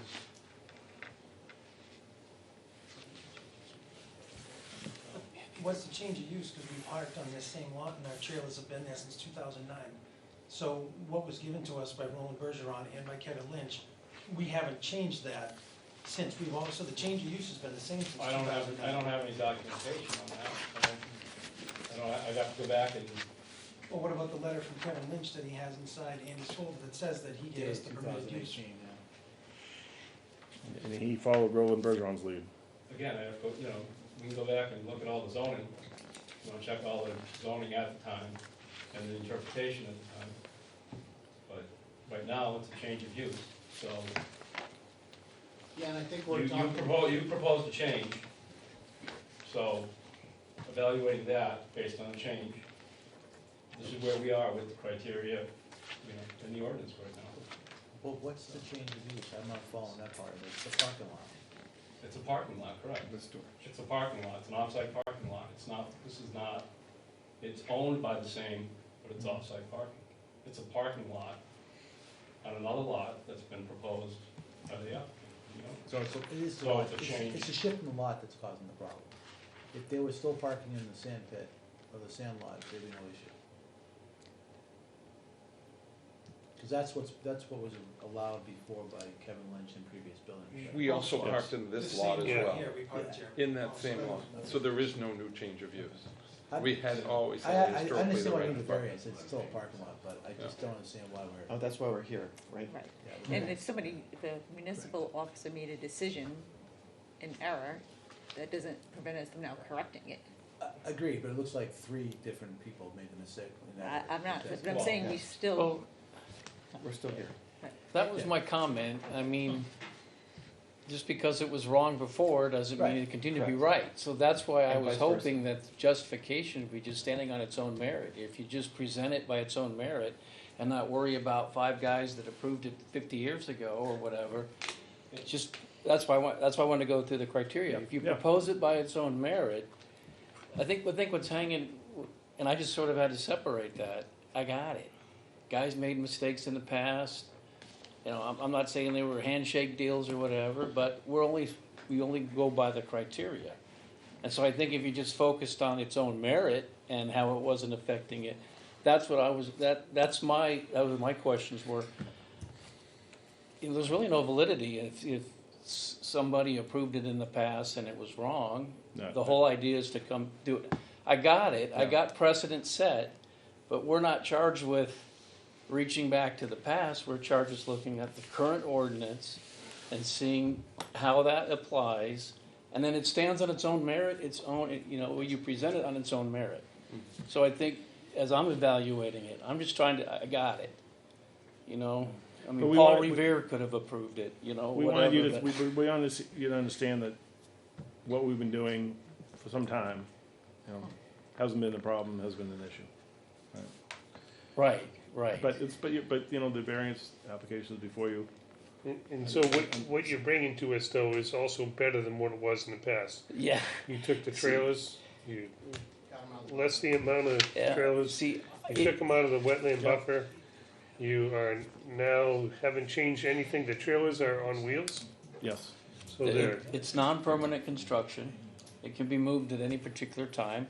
I think if you get deep into the ordinance, it's talking about permanent storage construction. You would have a case where you would say it's not permanent construction, it's a storage, it's a trailer that can be moved.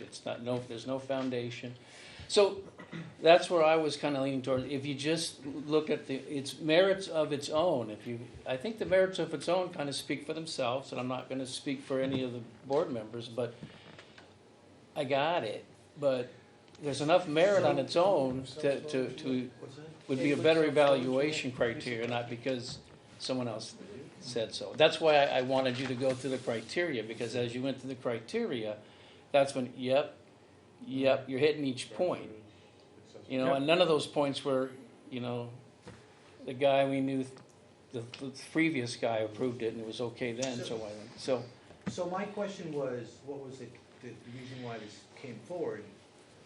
Pass is the pass, I agree with you, but it's a permitted use, that's why, if I see it as permitted use, if section P is the permitted use, you don't believe that the parking lot fits into that criteria?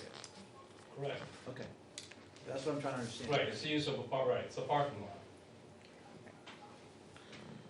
But private, non-facility, it doesn't really, a facility can be a parking lot too.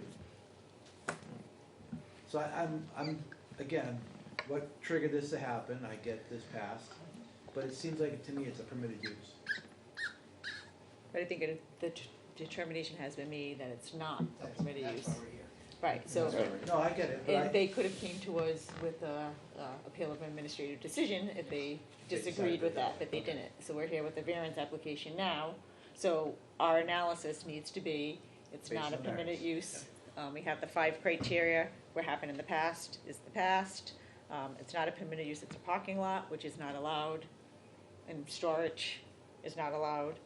Those are the 2 things, the uses that are not allowed. And just to follow up on that, what you were looking at, as far as the criteria that we're looking at here, the only reason, as you know, with the variance application is very subject to the area and what it was. So we just wanted the board to understand, this has happened a lot down. We're not trying to say, give it to us because of the past mistakes, we're just saying the area has been used for that. That's Yeah, what I fits concur. in, And like I you think said. the value of that That's was, all, right. it's been used for that, and there hasn't any, we have We did do history that there's no administrative appeals, so- detrimental Yep. effects. We get it, we're here for those 2 variances to allow it, yes. And So- to follow up on that, I think the past history goes to criteria 1 and 2 about changing the character of the neighborhood and that type of stuff. So if we analyze it that way for the past, that And that's might why be we thought it was appropriate. important that you get the full picture. Yep. Can I ask why there's a shed in the buffer? Just out of curiosity, is there a shed in the That's an wetland old before? barn that's always been there, that we haven't Can't you get touched. it out of there? It'd probably do more damage on the wetlands than taking it out than leaving it there, to be honest. And the planning board approved it with it's that? historical. It's an aquarium right now. Oh, you haven't It's seen an, it? it's an Oh, aquarium. But it's been there forever, then Yeah, stuff lives there, I'm sure. yeah, long it's has it been there historical for? now. I don't even know, before the DeRoches. Years ago, which, at least, what should Yeah, be. that's a habitat for sure. Yeah, but it shouldn't be So there. this one that's there from 92. Yeah. So at least since It's 92. pre-existing, so it's a lot of steps. I'm just pointing it out. If they Yeah. wanted to move it for us, I'd be very happy. The ordinance says it's pre-existing, it can stay. It would disrupt the natural wildlife in the area. I guarantee you. Thank you.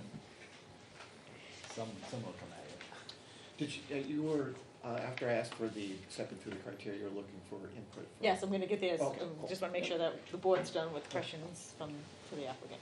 Everybody good? Awesome. Any questions for the applicant? Any more questions? All right, I'll take a motion to open public input. I'll take that motion. I'll No, second. all in favor?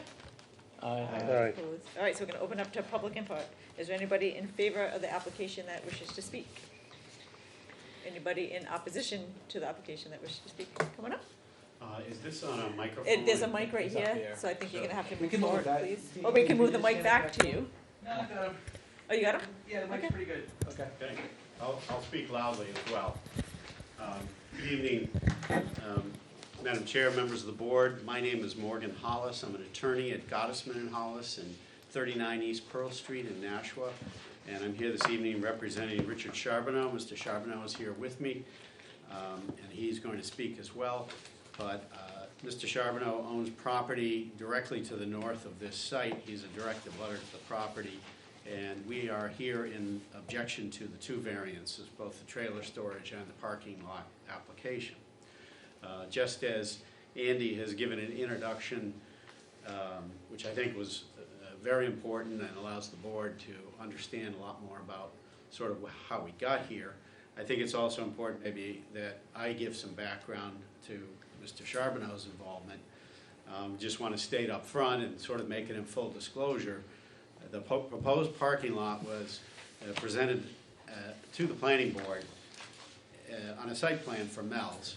And at that time, Mr. Charbonneau objected in that it was never shown on any other plan, it was never really used as parking.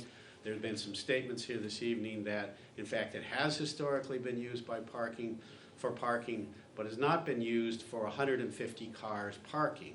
And that's what's proposed. The area that's being proposed was not used for parking. You heard it clearly explained by the applicant that they parked a few cars out and back by the trailers. If you look at the plan, not 150 cars could fit back there. But when it came before the board, my first involvement in 2019, parking was a question, and it was answered by, we have other places we park, and this was not one of them. There were other places, meaning the lot directly across the street, which is now owned by Mr. Charbonneau, was the parking. This was not parking. The planning board never looked at it as parking. The planning board never considered it as parking. And I would argue that Mr. Lynch's letter of June 8th, which is Exhibit 4, was to do with off-site parking at the Carcano lot. It was not presented to him, can we park cars here, because that was not happening. The public was not parking there. There was some parking employees up by the trailer, but not in that field.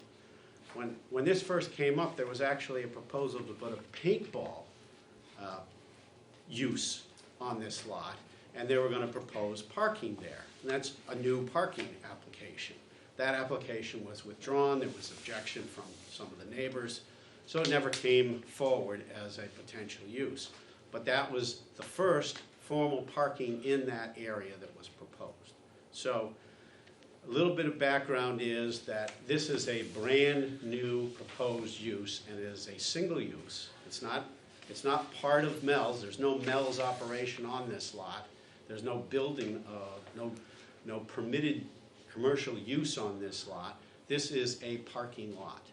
Your ordinances do not have parking as a permitted use in any district.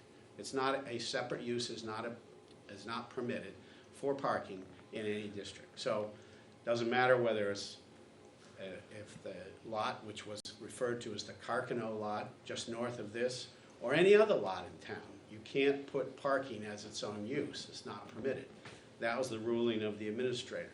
Consistently, since 2019, we have objected to off-site parking as a permitted use. And when this lot came forward, that's how the ruling, the planning board said, we're going to ask for a ruling. I'm not going to rely on past rulings for other properties, for other reasons, for other representations that might have been made. We know what this representation is.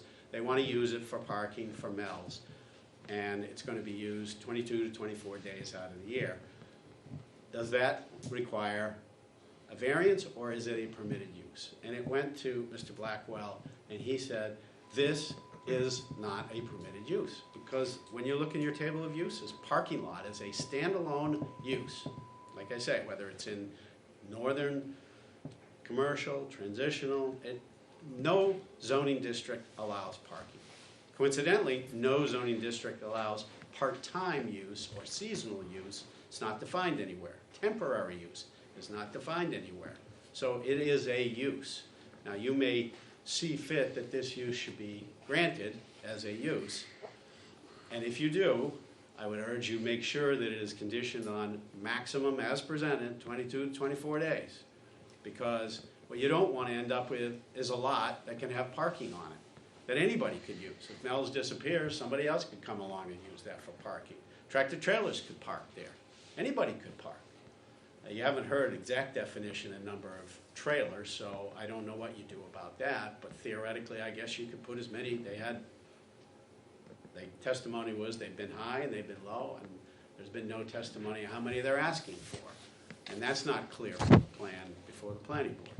So if you're considering that variance, that's an issue. But our background is we've consistently objected to off-site parking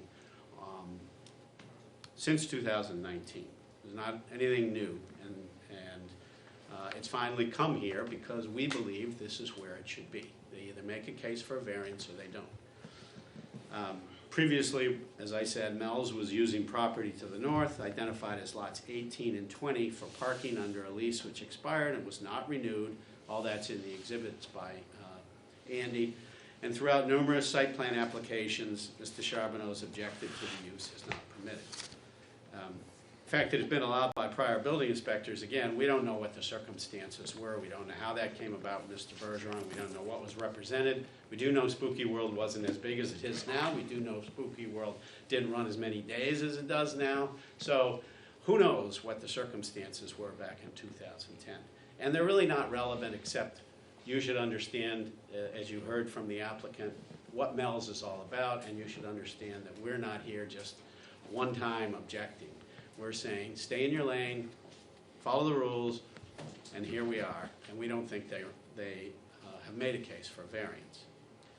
We're being consistent. Trailer storage has also been objected to for the same reasons, and here we are again. We're just being consistent. Also, as full disclosure, for several members of the board who were not on the board, Mr. Charbonneau came forward not that long ago in an application for lots 18 and 20, asking for a variance to allow multifamily use. Again, not a permitted use in this zone. We went through all the criteria of the ordinance, and it was denied. I'd like to offer some exhibits as I go through sort of what my argument is, if I can, and it might be just as easy if I just take them up there and let maybe Rick can pass them out. These are here, I'll give you all of them. Then you just pass them all out at once. And here's the last one. What I've done, Madam Chair, is pick up the numbers from Andy's last exhibit, which was Exhibit 12, and I've numbered my exhibits, so it'll be consistent from 13 on, and I'll refer to them as we go along. The first batch of exhibits is a set of plans that were submitted by Mr. Charbonneau to this board, identifying his property and what his proposal was for housing. So again, this is just for information, background information for members of the zoning board to be aware that there was a previous application for a nearly identical lot that was a reasonable use, but it was denied for various reasons. I've submitted the 3 plans that were produced, and that's exhibits 13, 14, and 15. And I've also tendered to you exhibit 16, which is a copy of the ZBA decision. So again, these are just plans and information about the lot immediately to the north. And the reasons for denial, you can read the zoning board adjustment decision, but I'll summarize it. Number one, enforcement of the use restriction, that is, requiring permitted uses in this district, would not result in an unnecessary hardship to the applicant. Full application of the ordinance on this property was necessary to promote a valid public purpose, keeping and grouping certain uses in town to certain geographic locations, referring to Section 801. There was no demonstration that due to special conditions of the property, the application of the ordinance provision would not advance the purposes of the ordinance in a fair and substantial way. Applying the ordinance does advance the purpose in that the property across the street is commercial, so we want a commercial use. The board did not find the property unique, and the property could avail itself of all of the commercial uses permitted by the ordinance, and therefore there is no hardship.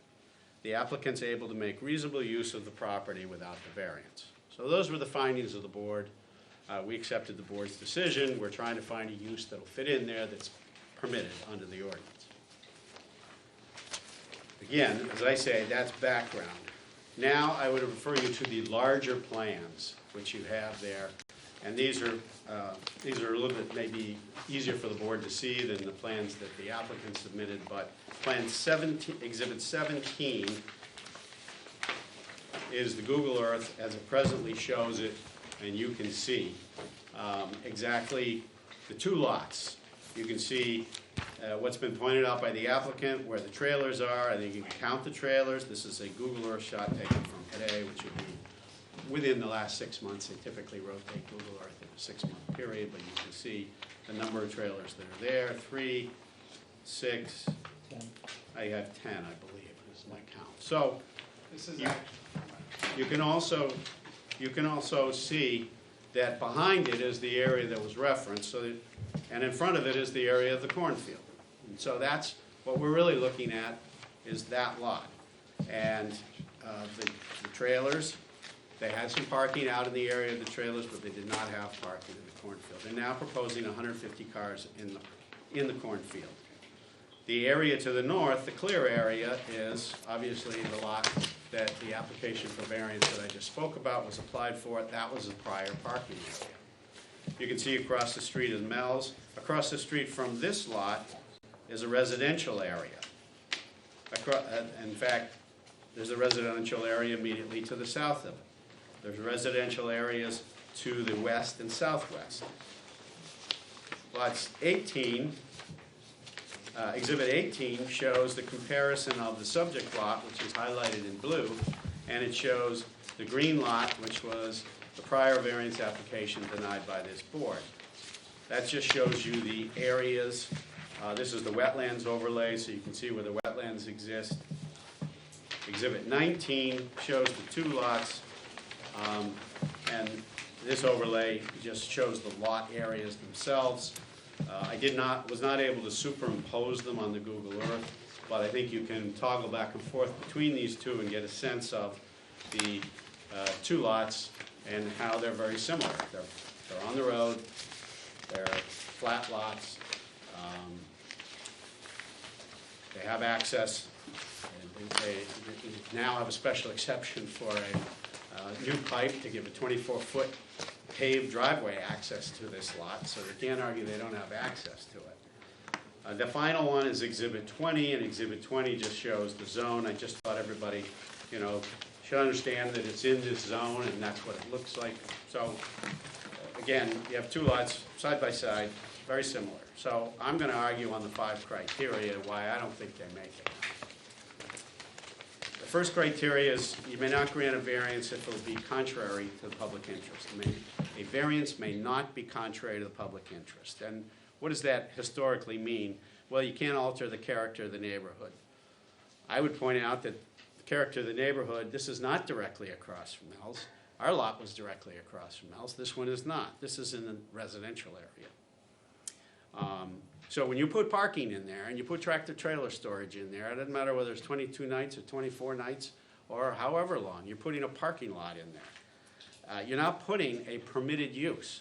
This is an unpermitted use. You're changing the character. You're going to have cars coming and going at night, headlights shining. You're going to have cars on non-normal business hours for 22 days of the year. This is a whole different use that's not contemplated by the ordinance. The town has this ordinance in place because they don't want parking lots in this town. If they did, they could have changed the ordinance. They made a change to what permitted uses were in this district just recently, and they didn't. They knew there was a parking issue. They didn't choose to allow parking lots as a permitted use. Is there a threat to health, safety, and welfare? As I say, this lot is not even on the same side as the use, which is going to be accessorizing or complementing. There's parking on their side. In fact, I think there was a statement made that at the planning board, they don't need this parking in order to conduct MELs. This is all overflow parking. They don't need this parking. They have plenty of parking on their land, which is across the street. They have a walkway. We went through a site plan, went through all the process to create parking on their side so they'd have enough. And now they want to have overflow parking across the street on a lot that has not had parking on it. There is a threat to health, safety, and welfare anytime. It's been nice that the police have worked out this arrangement because there was a previously allowed parking across the street. But that doesn't apply to this property. That applied to the other parking lot. We have a whole new application. Might it work out? Possibly. And maybe that's an issue that the planning board has to look at. But in terms of you granting a permit, a variance to allow parking, to allow an unpermitted use, you have to look at whether or not this use will create a threat of health, safety, or welfare, as opposed to a permitted use. Permitted use, there's a laundry list of permitted uses, and those uses are Exhibit 21. You know them. You have your zoning ordinance. I just made a copy. I don't have to go through them all, but it's now been expanded up to V. So it's A through V of uses that are permitted. Number 2, the proposed use is not in keeping with the spirit and intent of the ordinance. Again, it's going to alter the character. It's a parking lot on its own. It's different than being associated with a business. If you had a permitted use with a large parking lot, if you had a restaurant with a parking lot, that's a different story. This is simply a parking lot, and it's actually for a use that, as I say, is going to be much later, more at night, more activity going on after people have gone to bed than any other use that's permitted in this district. What does the zoning ordinance have to say about the purpose of this zone? If you look at 800.03, which is Exhibit 21, it says, all non-residential uses shall be compatible in character, scale, and design with existing developed properties in close proximity and abutting the proposed development. Within a development project, site design elements should be compatible with small New England village character and the town's agricultural history. Sidewalks under D shall be required along at least one side of 3A to facilitate the development of an interconnected, walkable village environment and to connect existing and proposed commercial uses to the Albuquerque Avenue multi-use path. Talks about constructing for non-residential use and the sidewalk width that has to be constructed. The following uses are permitted in the Northern District. This zone is intended to provide for an accessible, walkable, well-planned area for local community shopping functions. Clusters of shops or small-scale shopping centers, as well as individual shops, are encouraged for this zone. A parking lot, as I say, there's a reason it's not on the table of permitted uses in this zone or in any other zone, because the town does not want to see lots developed for parking lots. I don't care if they're 22 days. I don't care if they're corn-based, packed down area. It's not a permitted use. Will substantial justice be given if you grant the variance? This is for the convenience of MELs. This is for the convenience so that you heard the testimony tonight. They want to make it clear that it's not just overflow, meaning their existing parking, which is paved on their site, and their existing parking, which is unpaved in the corn lot to the south and to the west of this site, They're not saying when that's full, we need this. They're saying there are going to be some nights it's more convenient, we're going to park across the street, and we're going to have these people walking back and forth in an area where they're not currently crossing. They're going to be directed to an area, but they're not currently crossing there. So you're creating something new here when you grant this. So don't just be lulled into this has been done before and it was happened up on the northern lot and it was all fine. This is a new area and it should be done the right way. And they're going to put up to 150 cars. There's no delineation of where they'll be parked. There's no proposal. And that's a planning board issue, but you should be aware of that. That's your decision as to whether this use, as presented, with no restrictions and no proposals, in fact, is contrary to health, safety, and welfare. And does it comply even with the performance standards of the zone? And we would argue it does not. It is contrary to the spirit and intent of the ordinance of not having parking lots in your town. Substantial justice, will it be harmful? It's for the convenience of Mel's, but it's to the detriment of the abutter, the residential abutter to the south. It's to the detriment to my client who doesn't want a parking lot there, isn't proposing a parking lot in his property, doesn't think a parking lot's a good use, and you'll hear from my client about that. Also opens the doors to other lots who may not have adequate parking on their side of the street but can find a spare lot and will need parking on the other side of the street. Or someone else's lot, not their own lot. We don't think substantial justice will be done because when you weigh it, there is more harm to public and private if the variance is granted versus there's really no harm to Mel's because it's not necessary. It's a convenience issue. Adverse impact to the values of the adjacent properties. You'll hear from my client who will testify it will adversely impact his value because he doesn't want to see parking in that area, doesn't want to see the cars coming and going, the overflow, the traffic, the people crossing, detrimentally harming. Again, it's not delineated where the 150 cars or how they're going to park. There'll be people flagging, parking, but it's not the usual use of a piece of property, that's for sure. I again suggest that you probably ought to identify maximum number of cars, maximum number of days, maximum number of trailers, so that it doesn't get to the next level, which is if Mel's grows, if Mel's becomes something different, is this parking going to be for just anybody, or is it simply strictly a unique situation here? Finally, hardship. As we painfully became aware, this board is a stickler on hardship.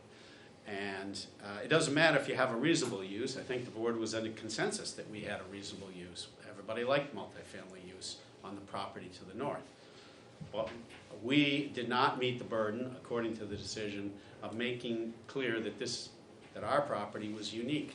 I've presented these plans, exhibits 19, 17, 18, and 19, and 20, to make it clear there really isn't much difference between these two lots. They're open lots. One has corn in them. Our lot was a vacant gravel lot. But this could become graveled very easily by just not growing corn on it. There's nothing unique about the property. It has an access. Now it has, with the granting of a special exception to allow a major pipe, it has a very good access, 24 feet wide. You could put almost any of those permitted uses in there. It's a pretty good sized lot outside of the wetland area, so there's nothing unusual about the size of the lot. Even if somehow you found it unique, you still got to come to the second criteria, which is imposing the regulation does not advance the purpose of the ordinance in a fair and substantial way. Well, in fact, imposing the regulation does advance the purpose of the ordinance. It's going to keep unpermitted uses out of this zone. It's going to keep unpermitted uses out of this town, separate parking lots. If they want to change parking as a permitted use, they could go to the town, present it, try to get it through as a change to the ordinance.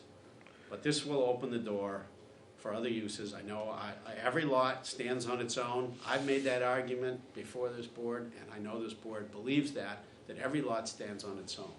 But I'm making the point that this lot is not much different from the last lot to the north that applied for a variance, and this board conclusively determined there was nothing unique about it.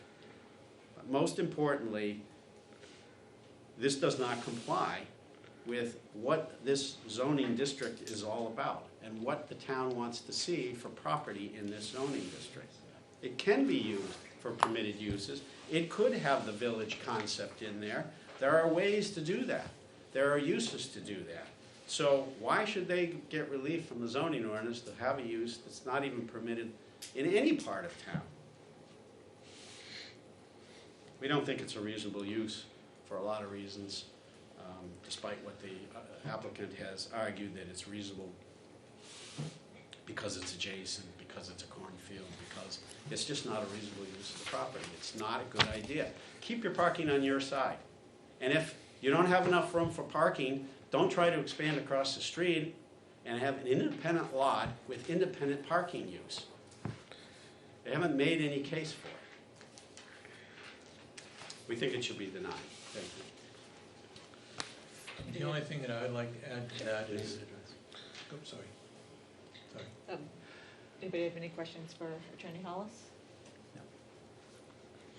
I think we should ask that after we hear from Rick. Okay, great. So the only other thing that I'd like to add to, sorry, my name's Rick Charbonneau, I'm a butter. I live at 401 Charles Bancroft Highway. There we go. So when you have the letter from Kevin Lynch that's parking across the street, just to go back on history, because that's what, there was a lot of that presented. There were several buildings, large buildings, like 40 by 60 or 30 by 60, several of them that were built out there that Mr. Lynch granted building permits for that never went to the planning board.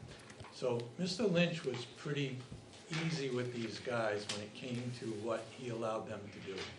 And that got cleared up at the planning board, but after I spent quite a bit of time with Morgan going through it and making them comply with their site plan. So there was a lot of things that they got away with. So when they say that the past is how it went, it did. But that's because Mr. Lynch allowed them to do that. As far as Roland Bergeron, I can't speak to him, he's gone, but I do know that I don't believe that Mr. Bergeron would have ever allowed anybody to build large buildings without going to the planning board. And Mr. Lynch did, several of them, which they had to go to the planning board. They did show them on the plan, and the planning board did accept them, but after they were built. So there are issues there too. So, the buildings that you speak of, are they on the piece of property that we're here talking about tonight? No, but Okay. we talked about past history, okay? So Yep. they brought up past history where things parked and things that happened, and they talked about, they have a letter that Mr. Lynch approved the off-site parking. Mm-hmm. And I'm just pointing out to you that he did approve the off-site parking, we have a letter. There was never a letter from Mr. Bergeron, but there is a letter from Kevin Lynch saying he did that. Mhm. But Mr. Lynch also let them do a whole bunch of other things Yep. too, without, It got straightened out. they did get straightened out at the planning board, but they were all built when they did go to the planning board. Okay. And I pushed the planning board to do a site walk so they could see what was out there. That's how the planning board saw some of these buildings that were built that weren't on a site plan. Mm-hmm. So that happened along the way. So there's a lot of history, and it did go different ways. So there's a whole bunch. And 6 Morgan Road, back then, I don't believe they ever parked out there. They did, Mr. Bergeron did ask me and my brother if we would allow them to park out there, and we did, and we told them they had to give us a certificate of insurance, and they did. And if they did park out there, it was probably for 1 year, and they didn't walk, they bussed them. There was no walking down 3 years, if that did happen. And I don't remember back in '09 exactly how that went. He is correct, we did bust them back and forth, but it was Kevin Lynch that was our building inspector at the time. Kevin Lynch is the one that put the deal together and talk with them for that. And I do believe that my property the value will be hurt by allowing just a parking lot to be built. And again, putting storage trailers, having a storage yard for trailers there, it's not a permitted use. It's just, they can put there what is permitted. They can use that lot for all the permitted uses that exist. Any questions for Attorney Hollis or Mr. Charbonneau? Yeah, Rick, did your property that went before us for the multi-use, was that property used for temporary parking for mills at some point? Yes. How long ago, for how many years?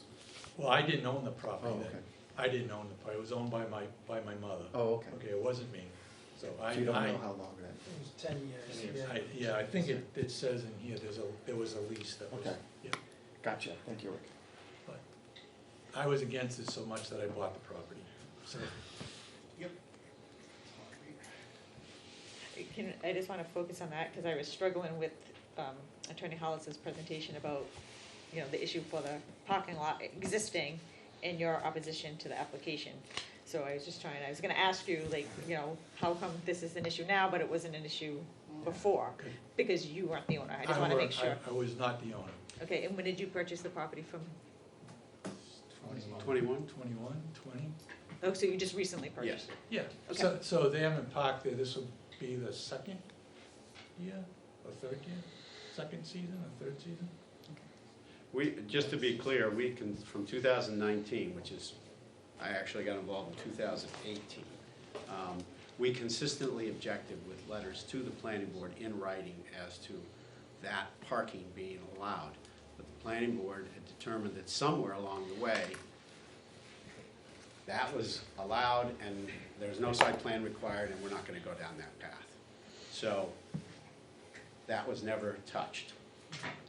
We objected to it, we asked numerous times where was the parking, and at one point, that's how the applicant came up with a new plan for parking on their side of the road, frankly, because it made sense. It was parking, it was connected to their property, it became they acquired the property, so it became part of their property, so we couldn't make the argument it's a separate, independent use.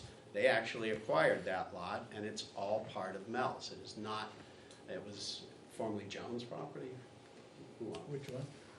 The other cornfield across the street. Oh, it was owned by DeRocha. Yeah, the DeRocher property, and there's still corn going in there, but that property was acquired and consolidated with Mel's. So that's what your zoning ordinance allows, parking on the same lot.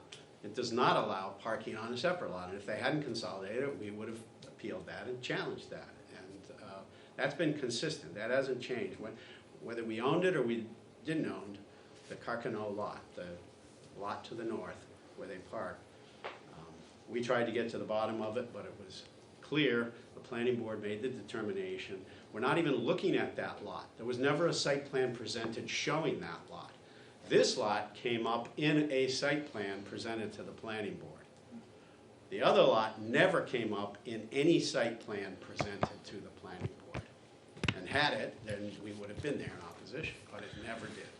So this lot, Well, can I interrupt you? I'm just Yeah. getting lost again with the lots that you're referring to. So can you just the kind of? Carcano lot Is is what now one? Mr. Charbonneau's So lot. the sand Sand pit pit. lot. The sand So I'm pit gonna call lot. that the sand pit lot, Yeah. okay, so the Never sand, had a site plan, never went to the planning for board. the parking that occurred prior to Mr. Correct. Charbonneau owning it. Never was presented as a parking area. So you're saying that since 2010, it's been illegal parking in there and nobody's ever done anything about it?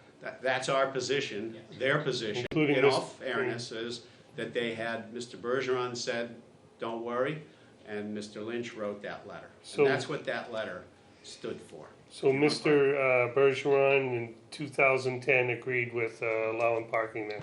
Well, that's what's, No, I wasn't.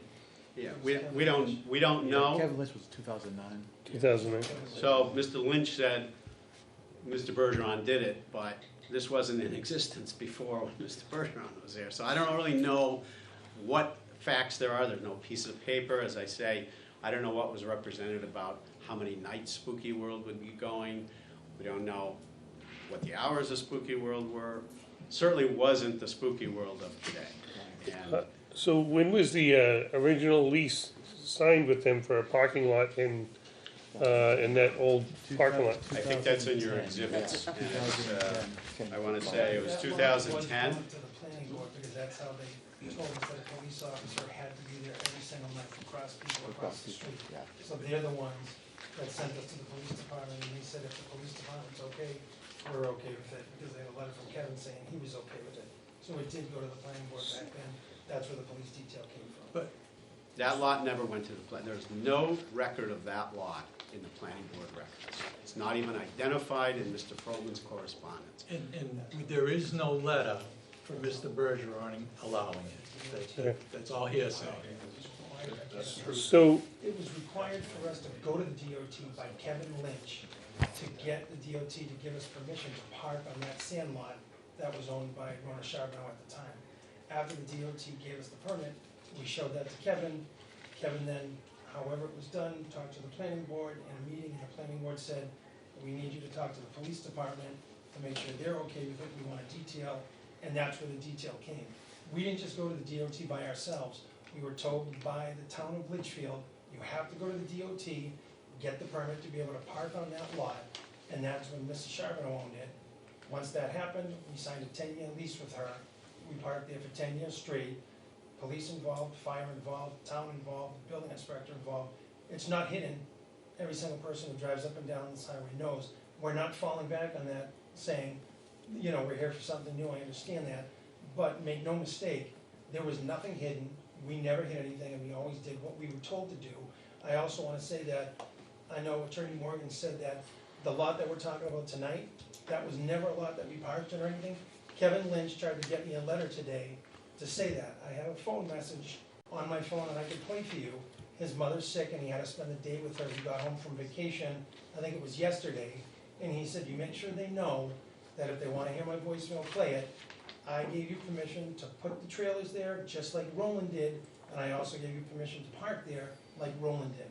So if you want to hear that, I do have that, but Kevin will back that up as well. He said, let them know that and use my name while you're there. But I know that's an old thing, but I just wanted to clear that up.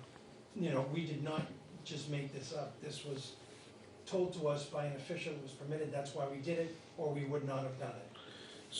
so they gave you permission to put 10 trailers there, or they gave you permission to It was put just some to put trailers? trailers. They never came up with a number. The most I think we've had were 9 or 10. We're now down to 6 trailers that's there. I think Matt would like to speak on this. So this Google Earth photo that we have in front of us, it has 10 on it now? Those are incorrect. That's several years ago, that photographs you have. These are not 6 months ago at all. Mr. Chairman, Board, just to kind of go through and kind of circle this back, I think we're kind of getting outside on a lot of different stuff. I don't really want to go through all that stuff. I think there's been a lot of information said about the past. I think Morgan's helped me a lot with our case right here, and I'd like to explain that. First off, I was in the city of Manchester about a month ago.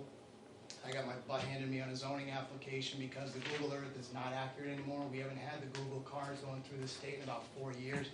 So just for the record, Exhibit 17 is about 2018, and you can look at my exhibits and you can see 2017, you can see 2019, you can see where the driving ranges have been removed. So those trailers there about 4 years ago, just back on that one, was there. Everything was discussed, and I think the case was made very cleanly. Angry that they didn't get their variance on their property for residential use because it changed the use for 365 days. I just came to town here and drove by Mel's, and if you look on the right side, all the corn's up right now. When it gets harvested in about 30 days or 20 days, whatever it is, it's gonna get rolled and parked on for a few weeks, 21, 25 days, and then it goes back to agriculture again. In my opinion, your regulations, your zoning, that's how you'd want your character of your town to continue to remain.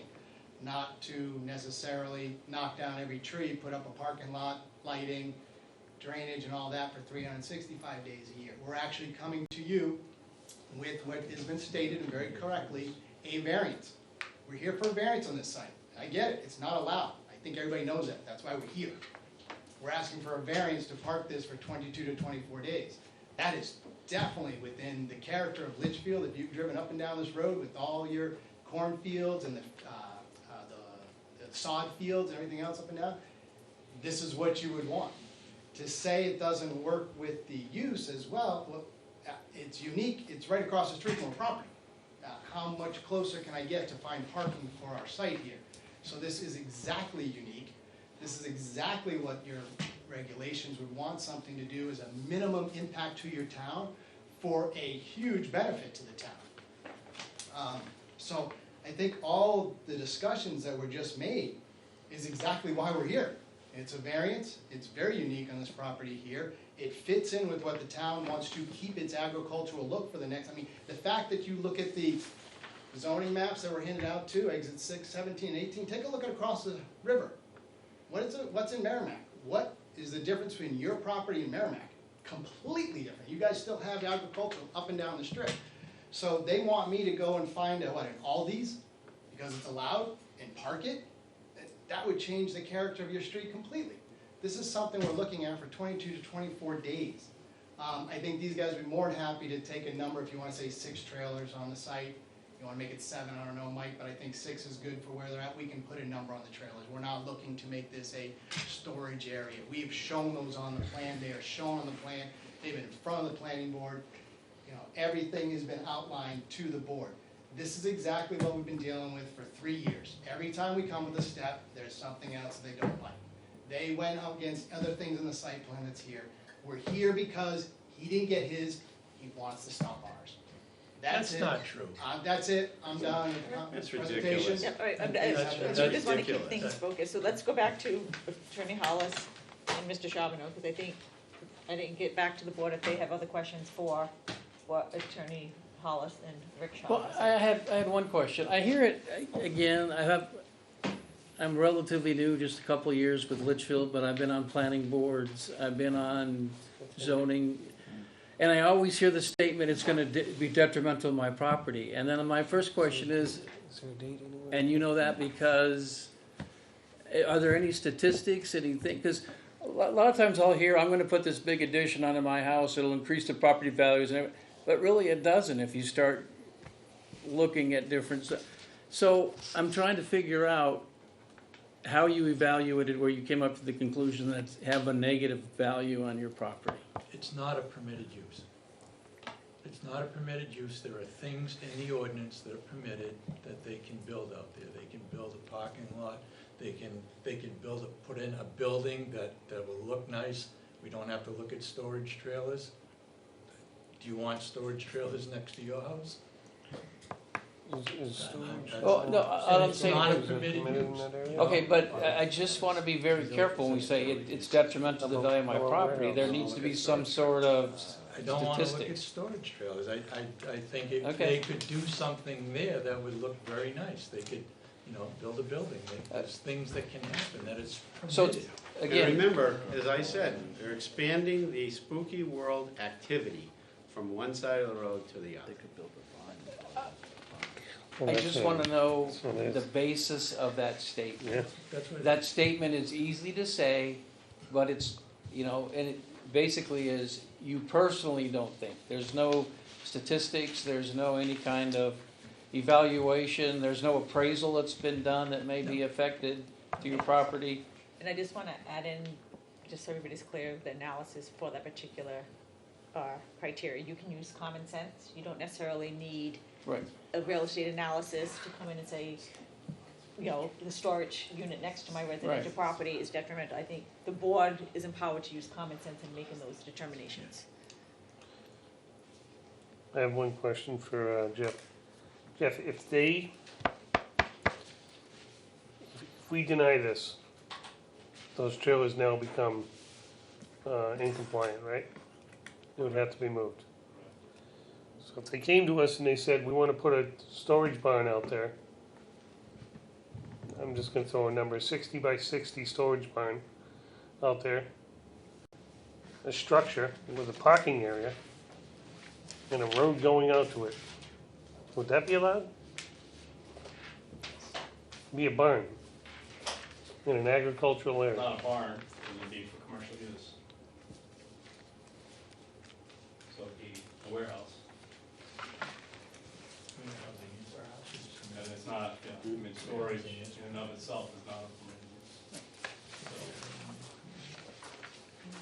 So, But if they built a barn with a loft, and so now can we regulate what they can put in a barn?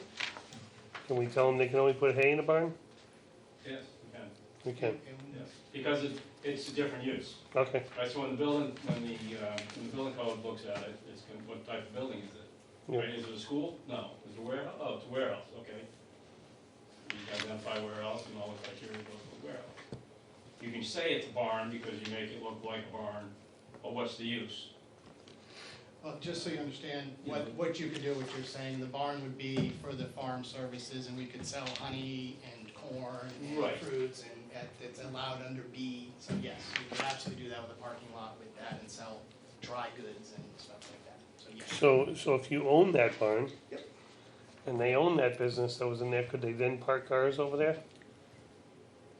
They would, they would have to go through a site. I'm just saying, I'd have to go through an analysis. I'm looking at different things and. Yeah, but Al, I Sure. think if they're going to do a new use, whether it's a barn or another commercial use, they have to go through a whole site plan process. Where there's a traffic study done, there's traffic analysis done, Yep. there's pavement that's required, there's straight parking, there's impervious surface requirements, there's drainage. So it's it would- it's a whole different It thing, would be, okay. there Right, are right, buffer you'd have to look at the whole requirements, picture. so Yep. there would be a whole bunch of, Yeah, we'd have to different go things through that they would planning go. board and get site plan. right. so I question in line with this. It seems like this particular situation is referring to temporary storage and temporary parking. We're not delineating between a Well- parking lot and temporary parking, and temporary storage, a trailer, and permanent storage. Is there a definition Yes, between yes, that? it's not, everywhere that I see in the building codes, temporary is gonna be defined as a number of days. Not so many days per year, Right, right? It's defined as number of days, right? So you can have a temporary tent, for X number of days, and then that tent has to come down. You can go back That's up. it. And then you're under a whole new permit and a whole new everything else. Yep. So all your temporaries are defined by a number of days, fixed period of time, and that's it. This is, we're talking about, this is every year. This is forever of however many days, forever. so that's the difference, is what you're That saying. is the difference. So So what you about- can look at it as seasonal, Right, but But, not, yeah. it's not, doesn't really fit the definition of temporary when it comes to, It So do you fits look the at the- definition of reoccurring. right. So do you look at the trailers as temporary? No, You look at them as permanent? correct, because they're there. you Okay. know, Yeah. And even if they're on wheels or whatever, it doesn't matter, they're still permanent, Right. okay? Right, and just to piggyback on what Jeff was saying, if it was temporary, there would be a permit process every year to kind of reevaluate what's happening. If the variance is granted, it's a permanent use for a certain number of days every year. So I think that's the analysis of how it's a little bit different. okay. So the other question I have, and I'm not sure who I'm asking, so I'll just ask it. Feel free to answer, anyone. Right now, there is temporary parking going on during the 22 to 24 days, all around Mel's, on different properties, correct? No. I'll say no. So there's no other Unofficially, private parking? there's no, So there's Right, no- unofficially, unofficially, there's it's- no parking. Yeah. I have been, last year I was notified of some, and we talked to the owner, and that was ended. So Because they- it's not a permitted use on their property. Okay, And they're trying to use different areas, so there are other people in that area that would love to have parking for temporary use, seasonal use, whatever. okay, But we talked to them and they stopped. is there any property surrounding Mel's that is allowed to have temporary parking during this period of time? Not that I'm aware of, no. Not even Mel's property themselves that they own? Well, their parking is all part of their, All of the, is there paved parking is what you're referring to? No. And also don't the have garage. temporary- the- no, We have temporary on our site where the cornfield is right now to the south of the Mel's Okay, field. and so that's not, They have seasonal and that's okay, parking for Spooky World. right. Right. On their And property. It is on their the property, but On the it's, same lot. but it's not paved, it is, surrounds Mel's. But it's, what's different between that and this property, other than being on the other side of the road? That's all part of that property. Right, it's all the It's same. abutting. It's, same no, lot. it is It's the part same of, lot. right. It used to be, Same lot, it used to be yeah. a separate lot, so we combined it Right. last year to deal with the. Okay, so that really is the crux then, Right, so is they- the fact that it is, part of the same lot of Mel's.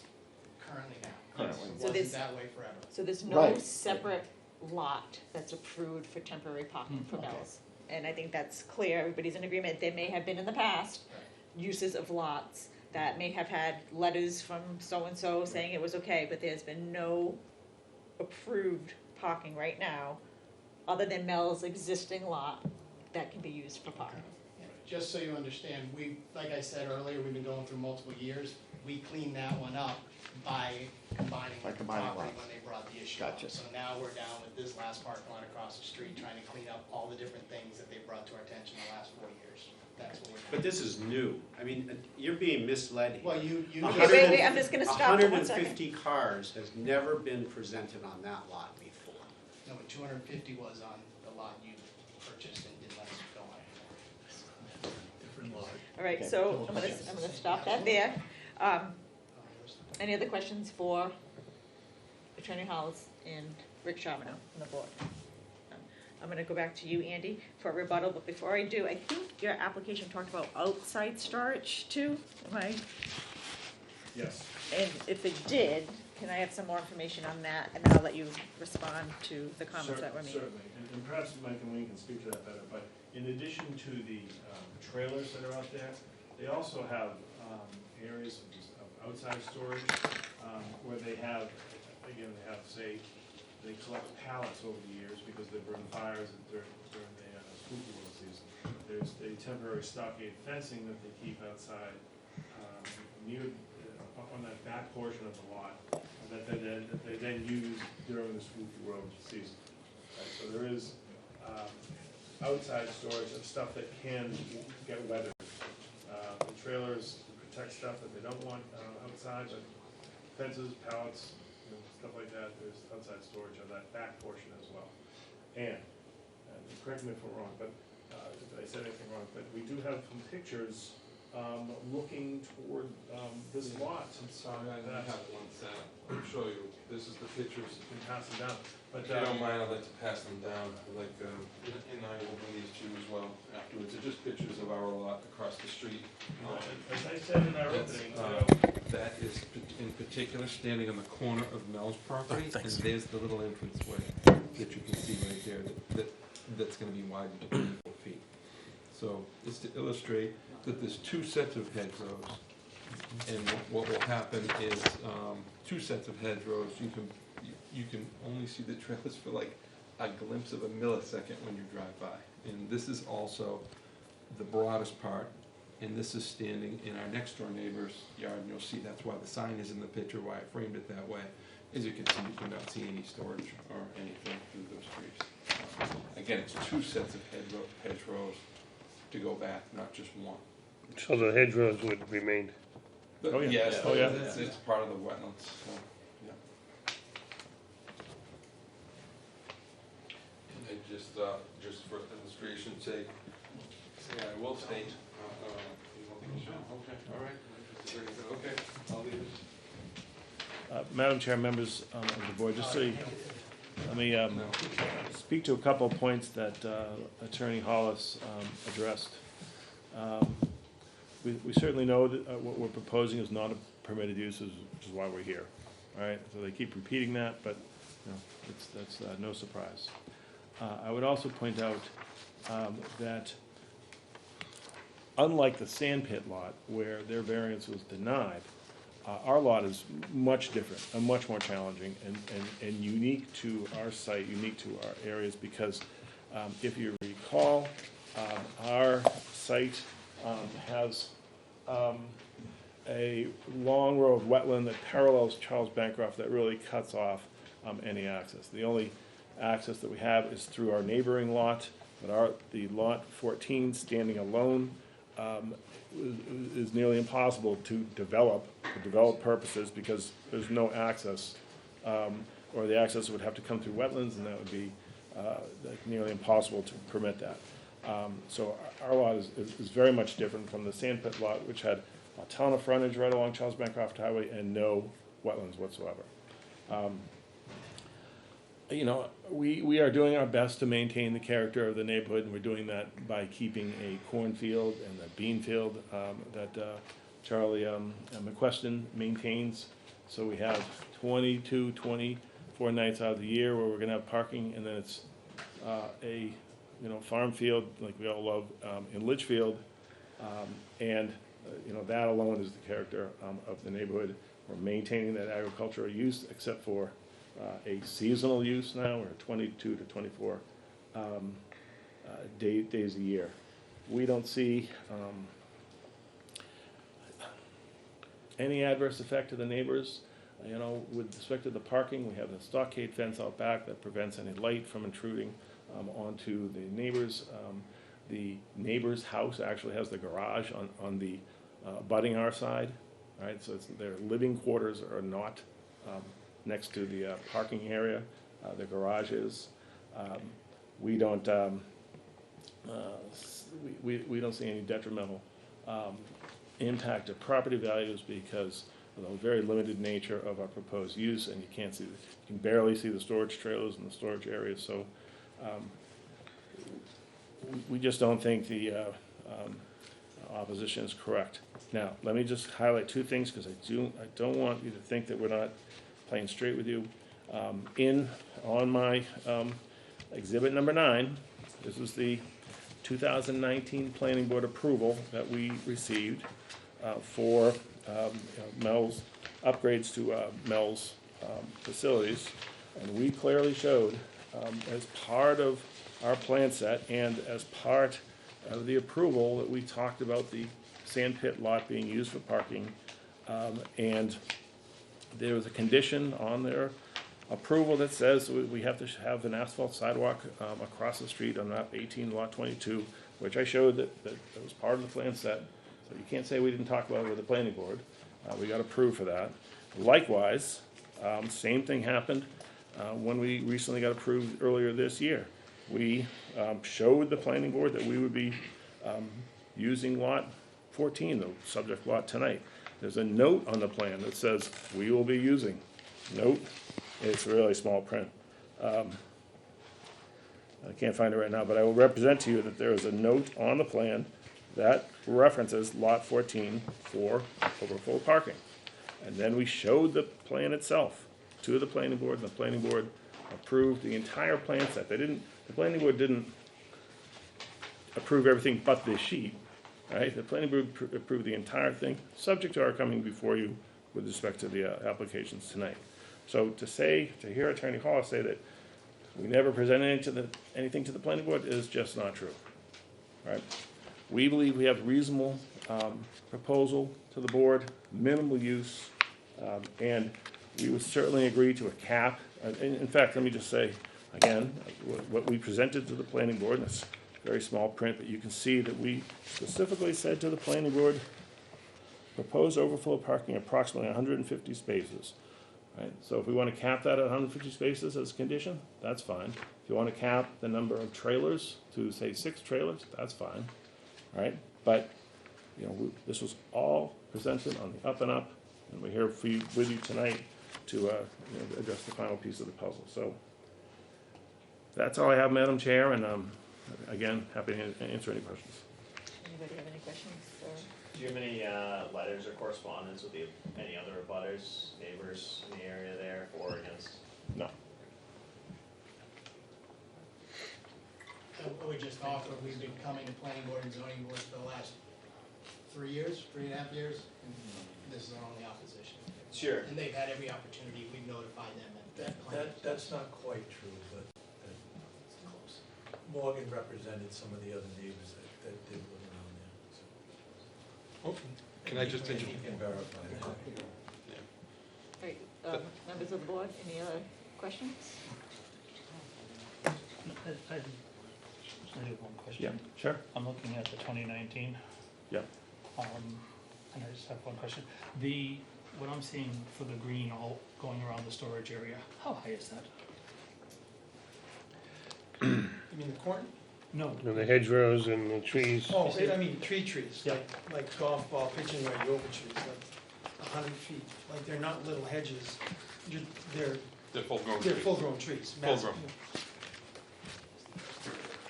The area or how high? Where, you mean, How high? in between the parking area and the storage? Yep. Oh, they're full-size trees. If you drive back there, all right, you'll see it's fully grown. I was curious on that. And do we have a dimension of how big the parking lot area is where the cornfield is? Do you know what that is? Can I just to finish your comment about the height, the road is 128, the storage units are 142. And then you've got the trees, so as we talk, the tiering you were asking about? So you're Just talking talking about 128 is the road and 142 you were just asking. Set up. So it's about 14 feet up from the two as a tier. No, I was And then asking, you're asking the trees in the back, but I just want to give you the height. and the trees, correct, correct. I just wanted to know how tall those trees were. Not, the answer to your question is not more than what you see on the plan. There's no set dimensions. Right, so I'm just trying to understand how big of an area that is, so we can understand how many cars should be parked there. Well, okay, so I don't have specific dimensions of this area, but we do know based on experience from the sand pit lot, what we can get there in this particular area for cars and allowing for drive aisles and parking spaces. And it comes in around 150 cars. Okay. But we don't have any, I know that's what you're saying, I'm Yeah. not trying to say, discredit you, but like, I'm just uncomfortable with not having numbers. I mean, normal parking spaces are 9 by 20. You know, if it was 9 by 20 with an appropriate space to back them out, for cars to back out, what are those numbers? Well, my engineers are chatting. I don't know how to answer that, other than these guys have kind of measured it, the width, and they know what drive aisles would consist of. And so, you know, they come up with a number of parking spaces. And let's just see what they say. I can't read the numbers on this here to measure that. No, I won't even attempt to do that. Yeah, I can't read them. Are they attempting to measure? I think so.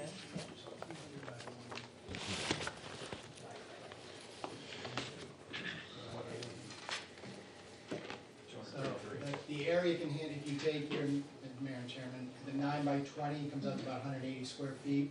I'm not considering drive aisles right now and stuff like that, but the total area is about 40,000 square feet. So if you divide that 40,000 by the 180, you get 233 cars. Obviously, you'd have to take out for the drive aisles to do it, so that's why we came up with the 150. It's not gonna handle more than that 150. Most likely, it's probably gonna be a little less than that.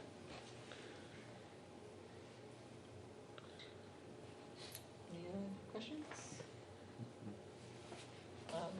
Anybody else want to add any final comments, of issues that have not already been discussed? And That's good. they want to add before we close public input? I just have one point of clarification from Andy's last comment about pointing out to his exhibit 9. I had made a statement that the parking lot of what we've referred to as the Carcano or Charbonneau parking lot. The sand pit. The sand pit lot. Sand pit. I made the comment it never was presented to the planning board, and that is a true statement. What was presented to the planning board in the approval of the 19th was a negotiated agreement that we would not object to the plan if they would put a sidewalk on that side of the road because people were parking up the road and they were walking in the right of way. And so a proposal was made to put a sidewalk here. There was never a site plan of that parking lot presented to the planning board. The question of parking in that lot was never presented to the planning board. It was determined that they had a right there because it had been given to them. And that was the end of it. But I made the statement, it's never been presented as a site plan. That is an accurate statement. Unlike this recent site plan, when a parking lot was actually shown on a plan and submitted to the planning board. So I don't think it's relevant to the variance, but I just wanted to be clear why I was saying what I was saying. That issue was never brought, and what brought us here tonight is it showed up on the site plan. So the use was determined by Jeff, and we're here. And I think, as one of your board members said, you got a variance application, you got the 5 criteria. The history is long run, no question about it. But we just didn't think it had the 5 criteria. You've heard the arguments. And is the sidewalk there? Yes. Sidewalk is there. Where's the sidewalk? Where's the sidewalk? So it goes this sidewalk, straight down here, Oh, so it's on, and down past that house that's on the corner there. oh, so it's going. Yeah, and it goes right about to here, I think, right now. Okay. The sidewalk is there, but never was completed. I think part of it is paved, right? And then part of it is paved, gravel. And if you go look, they just dug out and there's a hole, you can't, if you walk down the sidewalk, there's nowhere to go. It doesn't turn, it just ends, and it ends at a ditch that they dug. And I never did anything with it. All right. Everybody good? All right, so we need a motion to close public input. I'll make a motion to close public input. Second. All in favor? Aye. All right. So we have 2 use variance applications in front of us. General discussions, thoughts, feelings, questions?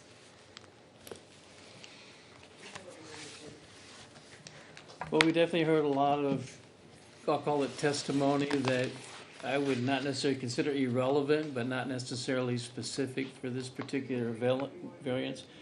We've also seen a lot of emotion. Emotion is, is not necessarily a decision criteria either.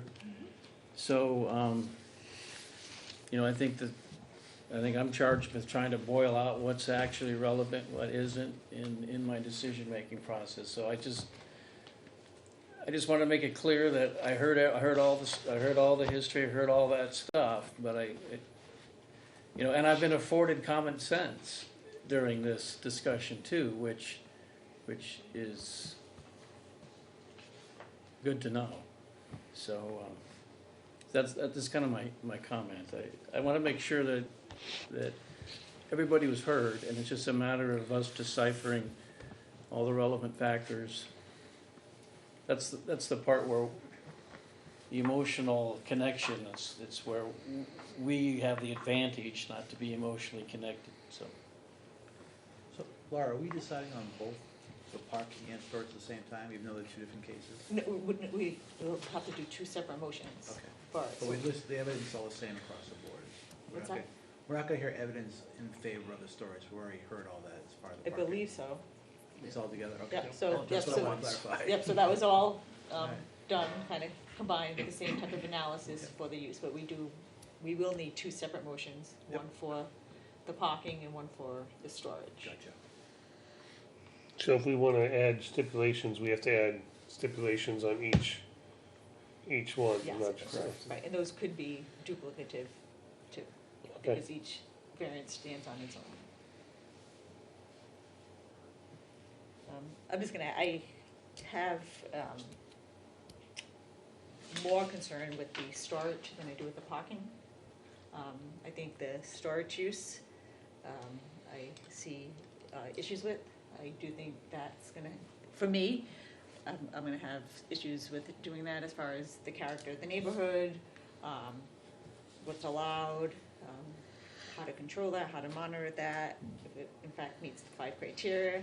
I think they could have storage put on their property, and there's plenty of spots where they could move storage there for the event.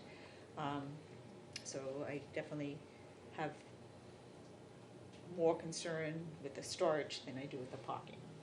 I definitely think those are 2 different type of analysis for the use of parking compared to the storage. And some of the imagery does show where there's a lot of stuff back there, and just, I have concerns with storage. So one of the things about storage is, I know storage is storage, But if this is directly connected, like if you were, say, you had an old car collection and you were storing cars on the lot here, that's kind of storage. But storage that's specific and consistent with the actual operation of the commercial activity. I mean, every commercial business needs to have some sort of storage. They don't have floor space. They don't have, so is it connected to, so what I need clarification Is with what the can board- they store? Yeah, I mean, what we heard was they're storing actual, I mean, every store stores their Christmas decorations and bring them out. There's a seasonal storage factor that's part directly connected to the commercial activity. Mm-hmm. So, I mean, Right, so storage in itself is not really contrary to the intent of the ordinance, in my opinion. Storage itself is not contrary, because that's part of a commercial entity. that's what I'm saying. If it was like, hey, I'm storing my classic car collection, or hey, I got, it's not related to the actual commercial activity. Well, right now, they wanna store all their, I guess you would call them props, Halloween props. in trailers there. So, so I can say that, you know, they wanna store their, Halloween, fixtures That's and directly whatnot. related to the commercial Yeah, activity. directly related to It's Spooky not a World. supplemental, so. But Yeah. is there actually a concern that that's, commercial activity is not on that lot? Well, I have some concerns with some of the other stuff that they would store there, more than I would have with storing that. Well, there's a visual aspect to this, Yes, and that's the storage units, trailers, are not necessarily as aesthetic as your cornfield. And if you look around the general area, there are trailers here and there that, from what we've been led to believe, are illegal, because I'm sure they don't have permission to have storage on those properties in the general area. So there might be some precedents that we could be considering here is storage for this means that, does that mean that there is storage in trailers gonna be allowed throughout this commercial area? But, I mean, each application's viewed independently. Right. But my thought with this is, they have their own commercial lot where they can take these trailers, they can put it on. Storage, and particularly outside storage, which they wanna do both, that's why I clarified it, is not allowed. It, in my opinion, would change the character of the neighborhood. I do think, even though I know it's set back, there's property value issues with that. Warehouses aren't allowed, or storage things are not allowed, right? In here, and I see that. So, I mean, when you look at the permitted Well, uses that are. utility buildings and utility uses are allowed, so.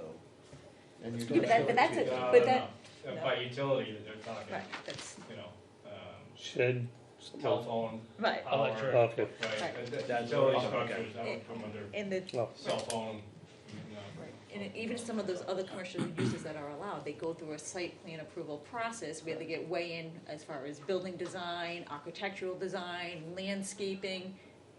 All that flies out the window here. If you're allowing 10 storage units, trailer units, yeah, I really have major concerns with that. I think there's 1 and 2 you're gonna have issues with. I don't think there's any benefit to the applicant. They have a whole lot across the street to put their storage in it. It's not an allowed use.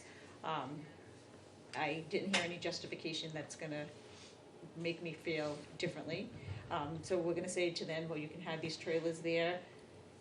This isn't seasonal, this is Right, that's 365 days a year. So you're basically now allowing a warehouse on this property. so if you take the storage trailers out, Mhm. then they may be allowed to add more cars, more parking. But Do we- parking's not even an allowed use Do though. we want more parking there? Do we want any Well, parking it's- there? well, we have, obviously, we're talking storage, and we're talking parking. Yeah, can we go back to parking and get that out of the way first? The story, 'cause I'm not So back parking and forth, sounds back like and we forth. might be okay, so I'd like to make a motion Well- to allow, Wait, no, I'm not ready Oh, for yeah. a motion yet. Nope, I still think you have to talk about concerns for parking. I'm gonna hold you there for one okay, second. true, we haven't talked about that one. Yeah, so we kind of got off on that, so let's talk about parking, about any discussion about parking. Like limitation of numbers. I, Yeah, that, whatever if people are we were, thinking. if we were to grant the variance for parking on its own, we need to set the limitations. And I think it could be as simple as parking is allowed in the month of October only. Cars are not allowed to, no more than 150 cars, but only if the other parking lot is needs to overfill. It's not opened up for general, it's, when the other parking lot is at capacity, then they can open that one up. I don't know how you enforce that, but I personally don't think that you should go to 150 cars. You don't think what? I don't think you should go to 150 cars. 125. and not pick a number. And the reason why is because, again, you brought up a great point. I have a parking lot issue on one of my buildings right now. And I really feel that, you need to consider all of the backing in and backing out. Yep. And they didn't come to us with that, so, I mean, I really don't feel comfortable that you have 150 cars that you can park in a 1 acre lot. It's just not a scheme that we can like feel comfortable with, right? No, Yeah, the spots are. and exactly. everything. So 100, 120. Well, Yeah, well, 100, But we could continue it, and make them come back with more information too, like to show some But wouldn't of better design. doesn't the, if we grant the variance for parking, wouldn't the planning board at that point make a decision on how much they can put in there for parking? No. No, they said that it's They good, just passed it on because They of sent the it to us. past, because of the past issues. yeah, So I would and go that's, with and I I love our think, past officials. but I think that was, I think 100 to putting it like you 125 would handle be the better. parking issue. And I think there's lots of concerns. Because then you take out a row, Exactly. you separate that row, That's you your divide fire- that row that's your up and you fire get, lane. I know I That's can't your get my fire truck out of most parking spaces right now, so. So you lessen the number to. Well, these to are all promote field, fire these lane. are all field parked anyway, right? So if there's a flagger in there flagging them in, they're usually being pulled in so they can pull straight out again. I'm okay with limiting it, I think put the restrictions on it, you're only allowed to use it when the other parking lot is at capacity. It's overflow only, period. It can't be open and people can decide to go here versus go there. So, yeah, Yeah. it can't be, So I that's a, I think the planning board did have an expectation that, if approved by the zoning board, that they could possibly kick it back to planning board for additional review. I don't know how that truly works, that was a discussion point at one point, not in any of the site plan reviews, but. So, I mean, we could do that, I mean, we could kick it back for traffic flow, traffic circulation, drive aisles. Fire lanes. Yep, so we can do that for input but from the it's not fire a permanent department. parking lot, it's a temporary But it, I know it's not, but you still have to Yeah, have, I there's still understood, yeah. major safety issues, you put 150 cars in there. So then the same restrictions you're gonna put on the small lot, they should be putting onto the first lot. The one that they had, when that site plan was done, there should have been traffic flow analysis, circulation. Is there a traffic flow analysis for the cornfield? I doubt it, No. cause it's temporary, then it's flaggers being in there manually putting people in the spots and letting them go, but Well, that's where we can decide. we can punt it back, I think we approve the variance based on whatever the exceptions are, and we kick it back for the planning board for final approval. For parking, whatever the, So whatever. for safety. For whatever the right. John, I would personally, not put stipulations in about, only using this lot if there's overflow. Because in my opinion, if it's okay for overflow, then it should be okay. It's okay period. for 21 to 24 days. Yeah. I wouldn't put that stipulation as Okay. overflow because of the difficulty in kind of arranging and overseeing that.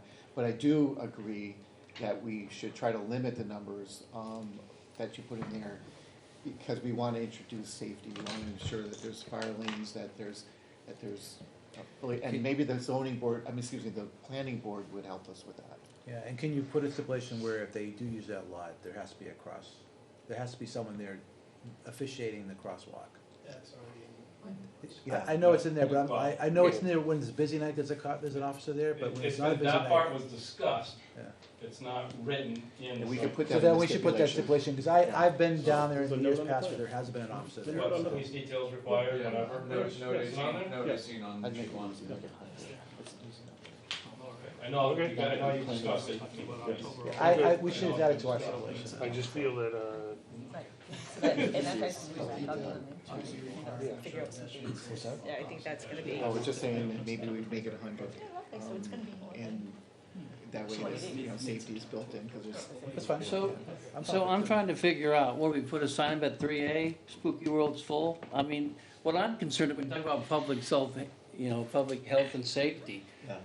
I sure don't want 150 cars to show up with nowhere to park and they start going They everywhere. will start going everywhere too. Yeah. Yeah, so, I mean, there's different ways to look at that too. I mean, obviously, yeah, you know. but this, so if this was their overflow, we're still allowing them to park X amount of cars across the street, but we're giving them parking here 22 to 24 days, Or the month of October. or the month of October. I think I that, like that I idea. think, Yeah, I'm gonna- I think you Madam go Chair? over, But- September and November. Yeah, I think it's gonna be more than that, I think it starts. okay, That's so what I was we just So say, we'll go back out to them in a Oh, minute that's when right. it gets They to the open dates. September 23rd, so it'd be like mid-September to Okay. Yeah, so October. we'll get to that in a.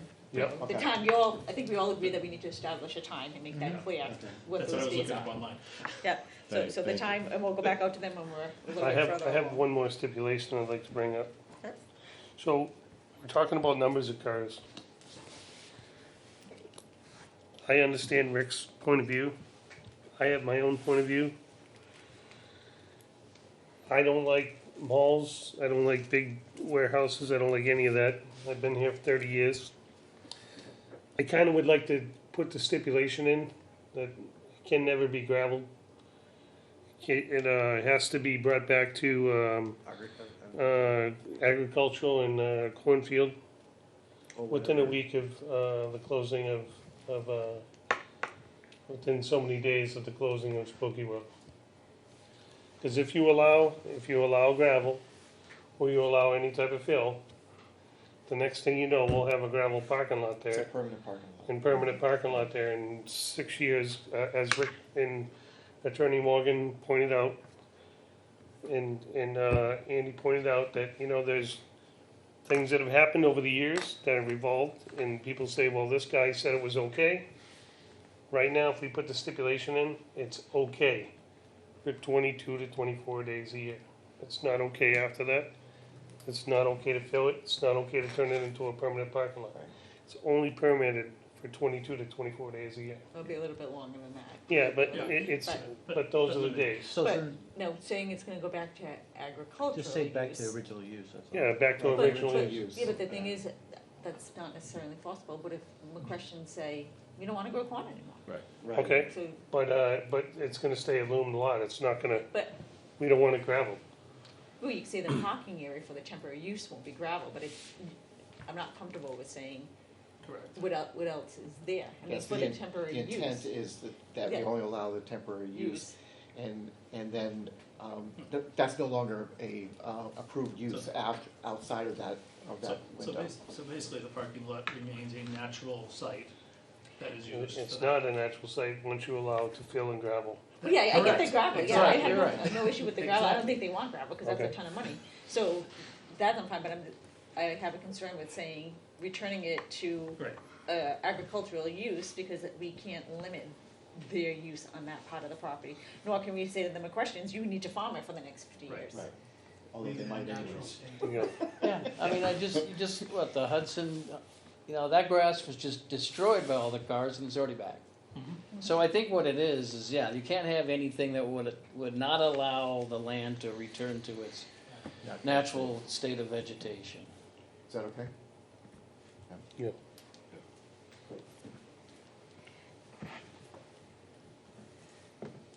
So how are we gonna define the time frame though? Well, Yes. I just wanted, the time frame. We can go back and we can, I think, in fairness, we should go back and ask the applicant to give us, Dates open and closed. Isn't it typically the day after, is I- it Thanksgiving weekend to, like, We normally open the last weekend, depending on how the calendar falls, normally the last or the second to last weekend of September, and then close the first weekend of November, but we're not open every single day. So the planning board has allowed us to open up 22 to 24 nights, and that's all that we've been permitted for.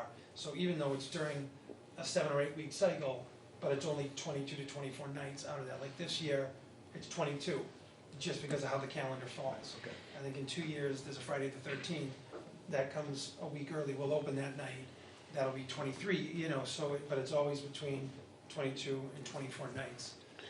So maybe a maximum 24 nights in fall. In, Nice. During that's fine. So- Put during You Spooky World. tie it to World's Spooky only World gonna be open. During- Tie it into Spooky World That's events. the only time it's open. That's actually not that way to put it. Yeah, but limited to 24 nights. so the stipulation also, can we add that it, cannot, be used during the light show? Because I know light shows and how they work. Unfortunately, the Hampshire Motor Speedway has one, and they've incorporated over 1,200 acres of land. And when it first started, it was only supposed to be inside the racetrack only. And that's, Yeah, and it grows and grows and grows, so I'd hate to see lighting on the opposite side of the road and whatnot, and Yeah, they're saying the 24 during Spooky World, so that would so exclude. it'd be just the light Spooky World shows, only. Christmas time. Yeah. And just keep in mind, But Spooky World is a brand that they could extend, so you might wanna limit it to a time period. yeah, and I have some language that I will think go. so too. Yeah, I like it. But you also wanna keep in mind, there's nothing to stop them, once you open the door, there's nothing to stop them from coming back in and saying, Spooky World, the Christmas light show, it's the same thing, and we just went through an analysis of It's not what the we light, think. the light show is not the same thing, though. That's why I'd like to Well, have that I stipulation. know people, but I'm just putting it out there, so, Yep. Yeah, we're not talking winter, and. okay, I'm just making Yeah. sure that the board is thinking of that. Yes, you're right. So that's what I was thinking is that winter is a completely different animal. That it could be branded. It could, yeah. All right, so what about the number of cars? They said 150. I don't know if I'm I think necessarily it should be comfortable- limited to 100. 100. Oh, Can I just clarify? Yeah. 150 parking spaces. It's not 150 cars. And I say that because there's always gonna be a turnover. Right, So so, there's, right, yeah, so 100 we can't parking limit a spaces, number. yeah. It's So 100 parking space. spaces. 100 parking spaces. So 100 parking spaces, right? Well, right. So that's one condition, is the 100 parking spaces. I don't mind The going second up 100 condition parking spaces. is a detailed police. Yep. She'll be there, detailed police on, at all times when parking lot is in use. Right? Yep, not tonight. Is in use, after the, at the end of Spooky World, then parking. We- The, Should we, maybe, because he brought up a good point, the dates start differently. yeah, but when I get to that, 1 second, should Okay. be returned. I was thinking maybe we could just put 22 to 24 days during the Spooky World event. Yep, so I was gonna say,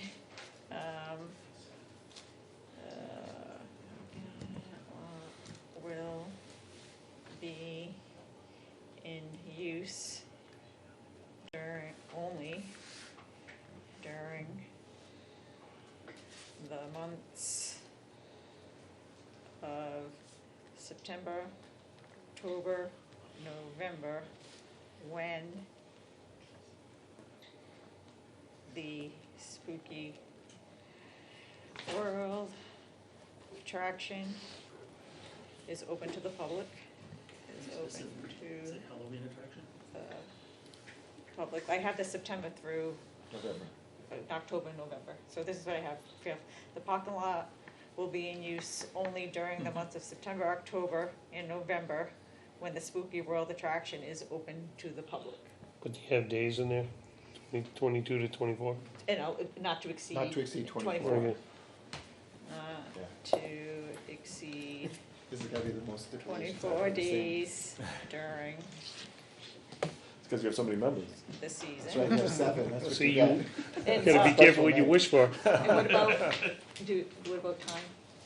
Like 10, 11?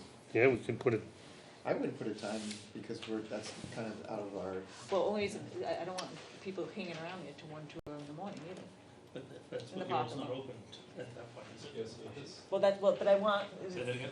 It just didn't know overnight parking or something. yeah, well, I mean, Andy, what time does Spooky? Well, keep in World mind, if you do the attraction overnight close? parking, the requirement is for a police detail. Right, what time It's does across Spooky the road, World so- close at? Like, what is No, that? you I have a think police they detail. close- Closes at 1 AM, Closes Fridays at and 1 a.m. Saturdays, When they- Oh. and midnight, Sundays and Thursdays. Do you wanna allow that? and these kids stay up late nowadays. So, It's late for me. in that, so I would like to make it clear that there should be no parking in there after 1 AM then. Yeah, Okay. that makes sense. So what was that? I didn't hear that last I wanna make, I don't want parking in there after 1 AM. No It closes parking. at 1, so say 1:30, Okay. okay. would Is that that an hour? Yeah, give them that- enough that's time? good. That's 1:30, good. give them enough time to get everybody out of there? Thank you. 30 AM. Okay, and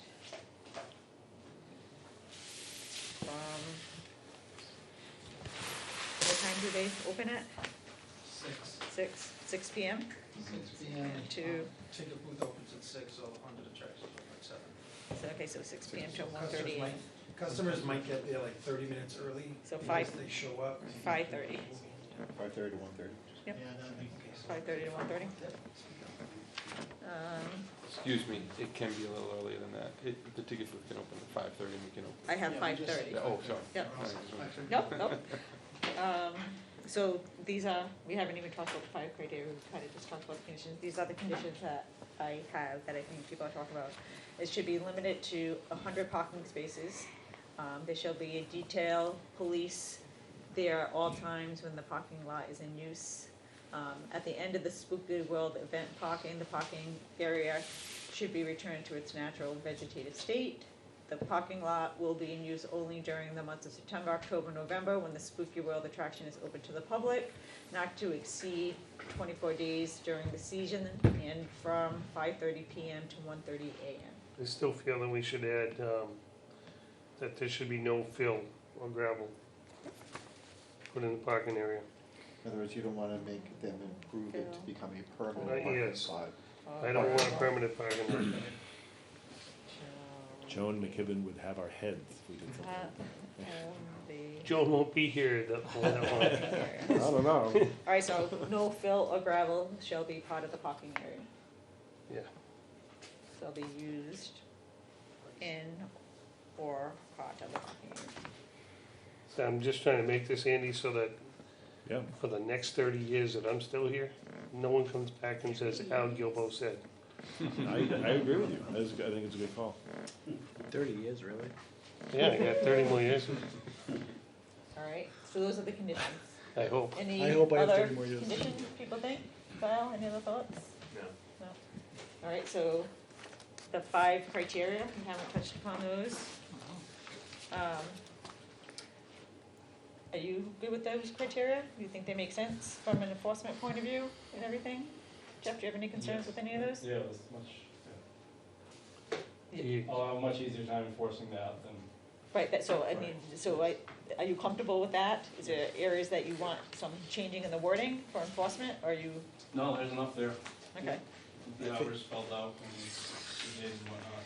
so. I think we should have the building inspector needs to be present for the whole event. Or proxy. That's in essence what, And one other thing that we didn't put, and this might be overkill, is having flaggers in the area to ensure that. They They already do that, Yeah, yeah. I was Okay, gonna yep, ask that's fine. All right, so that's our conditions, so now the criteria. So this is none of the criteria, none of the conditions towards the Storage. outside That's right, storage. We're gonna go parking storage. back to that one. Correct. Okay. Alright, so let me just.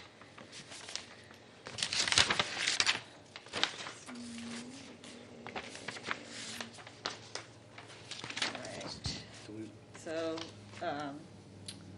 everybody had a chance to look at it. He has, the variance will not be contrary to the public interest because Spooky World typically runs 22 to 24 nights in the fall. The parking operations are controlled by a mix of DOT bonded flaggers and Mel's trained flaggers. Mel's works closely with the Litchfield Police Department, who control pedestrian crossings. The limited nature of the proposed use will not alter the character of the neighborhood and will not threaten the health, safety, and welfare of the town. Everybody good with that? This is, Hang on, yep, we gotta go back to stipulations. okay, Because the stipulation has to, and so I know what the letter says with the police department and everything, but I feel better either there's a sidewalk that goes up to the next policeman, or we put the stipulation in that they need to have a policeman there at that crossing. well, we have a detailed Yeah, police, the details for crossing. At that crossing, or do they have to go up to the next crossing? That's the only crossing, right? no, it's just at that one That's crossing. it. You only have one crossing. Okay, I'm good. So I have- There, 'cause it's- Yes, I'm we- sorry, I didn't Yeah, hear no, so that we have a first. detailed police on at all times when parking lot is in use. In the parking lot, I mean, I could add, I think it at the should say crossing? At the at parking crossing. Yep. entrance, at the, yep, parking lot entrance. Good, yes. okay. All right, so that's criteria one, no issues with that. The spirit of the ordinance is observed because the proposed uses are commercial in nature in the northern commercial district. The proposed use supports the commercial business across Charles Bancroft Highway. All setback requirements will be met. Limited parking on the back of the lot comply with the spirit of the northern commercial district. So I'm thinking, we should mark something that shows where we're allowing the parking, which is gonna be right here. Yep. Mm-hmm, on the cornfield. So fine. We can attach this. Well, it's on the plans that we submitted. Is it, That's on the site plan area. is it on, maybe can we find out one of your I would just exhibits? say it's referenced the site plan. Yeah, I just wanna find one of the exhibits so I can reference it. No. Exhibit 11,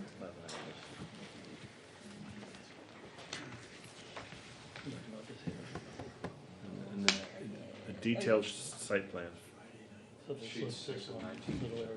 Yep, and which one are you saying? sheet 6. 6 of 19 on the detailed site plan. Detailed site plan, yeah.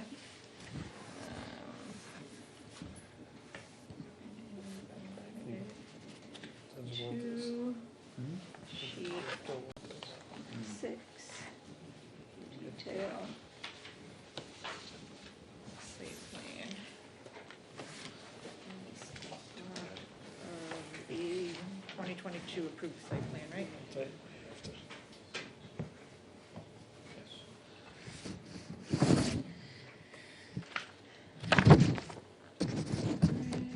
did that. 3 is substantial justice is done. Charlie McQuestion will continue to have the farm field through the harvest season. Mel's will have the benefit of parking close to its spooky will.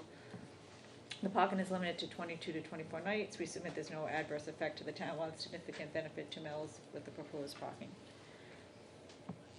And this is the balance and act, the loss to the applicant. It's, is it outweighed by any gain to the public? I do think we do have a public concern about making sure we don't have 3A look like parking lot. Right. So I think by limiting it to what we did, having it return to the natural state, is protecting that with the public. The values of surrounding properties are not diminished. The value of surrounding properties will not be diminished because of the very limited use of the proposed parking. We are proposing a stockade fence to the rear of the parking area. The proposed use will generate far less traffic and impact than other allowed uses. I don't necessarily agree that, I mean, there probably would be less use, but not during those 22 to 24 nights. It's not gonna be less There's use. significant buffering around that area, Right. that's not gonna impact it. So does that fence, is that fence to separate the storage area from the parking area?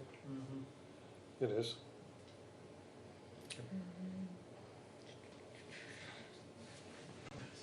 Where's the fence? Separates the storage area from the parking area. No, in here. No. Storage area, No. No? no.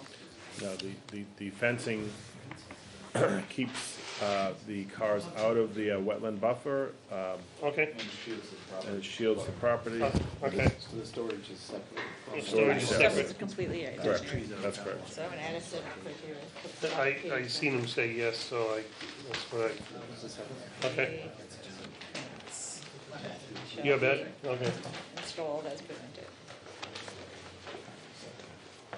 All right, little or enforcement of the provisions of the ordinance would result in an unnecessary hardship because, first thing we have to talk about is if the property is unique. I do think the property is unique, given the configuration of wetlands. Agreed. And, is there, no fair and substantial relationship exists between the general purpose of the ordinance and specific application of the provision to that property? So we would agree It's tough with. because it's the auxiliary use for businesses across the street. It's not the Yes. primary reason for it. All right, so, No issues with that. all right, so we have, if there's no issues, I can make a motion because I have the second criteria, if anybody wants to. What was the last one you just wrote? 'Cause I don't think That everybody heard the stockade fence shall be installed as presented. To protect the wetlands. Is it, I think we need to maybe get some input on that. Okay. What's the question? So, we're talking about a stockade fence that would, go between the buffer of the wetland and the, buffering the wetland from the driveway? Yeah, we've shown on the ZBA exhibit C1 or 2 where that is, where it ends, and where the So- temporary fencing begins. That temporary fencing would be up for the 22 to 24 days Correct. and take it down immediately after? So I have the stockade fence shall be installed as presented. Temporary, Temporary. Thank you. with same Well, stipulations. no. If I may, Madam Chairman. Yeah. Yep, The stockade fence was intended to be permanent. This temporary fencing along the buffer line that will come down right after so that Charlie can do his thing. So, so where would this, so that's why I'm Wait, so- lost. Where is the stockade fence? We're the neighbors, so where the house is, it would go that No, way. The little yellow house that's there? No, we'll Okay, show, so we'll show right it. here, we have permanent stockade fence here, and it'll end about there, and then the rest will be temporary. Okay, and where's the little yellow house in reference? Little yellow house is here. Where's the White House? Which one's the white? The house? little house across the street from Mel's? Oh, that's gotta be this one right here, this driveway, and the house is here. so so the stockade fence is there now? No, it's No. not, this is both are proposed, one's So- permanent, one's temporary. So why do we want, what's the purpose of the, Protecting the wetland buffer. It does two Four. things. It keeps cars out of the wetland Gotcha. buffer, yeah, and it shields Right. headlights. From the house next door. Correct. so the stockade fence shall be installed as presented, and the temporary fencing? The stockade and temporary fence are shown as presented. How's that? That works for me.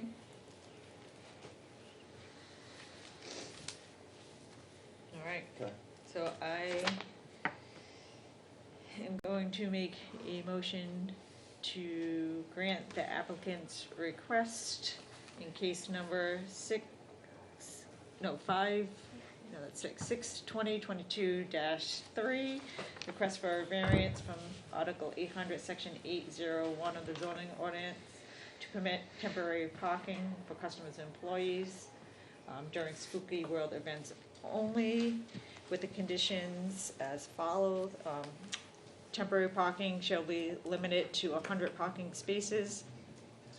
There shall be detailed police on at all times when the parking lot is in use, and that details police shall be stationed at the parking lot entrance. At the end of the Spooky World event parking, the parking area shall be returned to its natural vegetative state. The parking lot will be in use only during the months of September, October, and November, and when the Spooky World attraction is open to the public, not to exceed 24 days during the season, from 5:30 p.m. to 1:30 a.m. No fill or gravel shall be part of the parking area.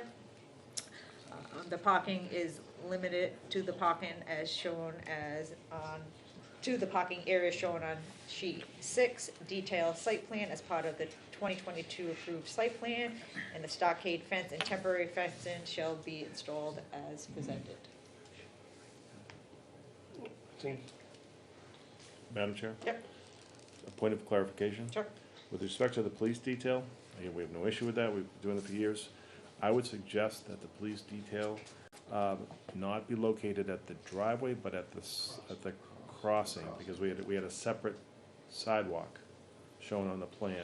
okay, that's what I brought up.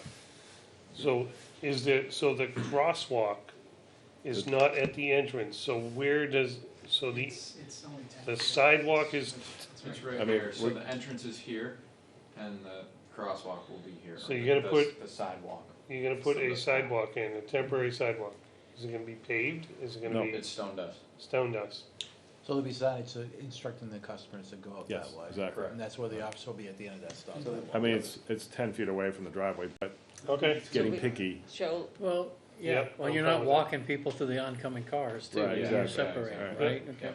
so the parking, and he shall be located at the crossing. Designated truck crossing area The walkway. at the end of the walkway. Crossing area at end of walkway. Now, do you want signs directing folks when they get out of the car where to go?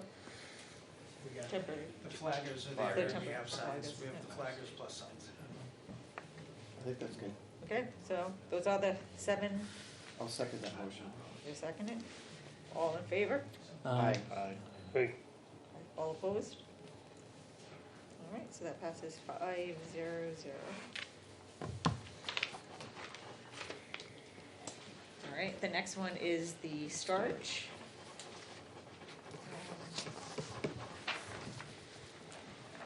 Thoughts? well, I've given it some thought. I know that one picture shows 10, they say they have 6.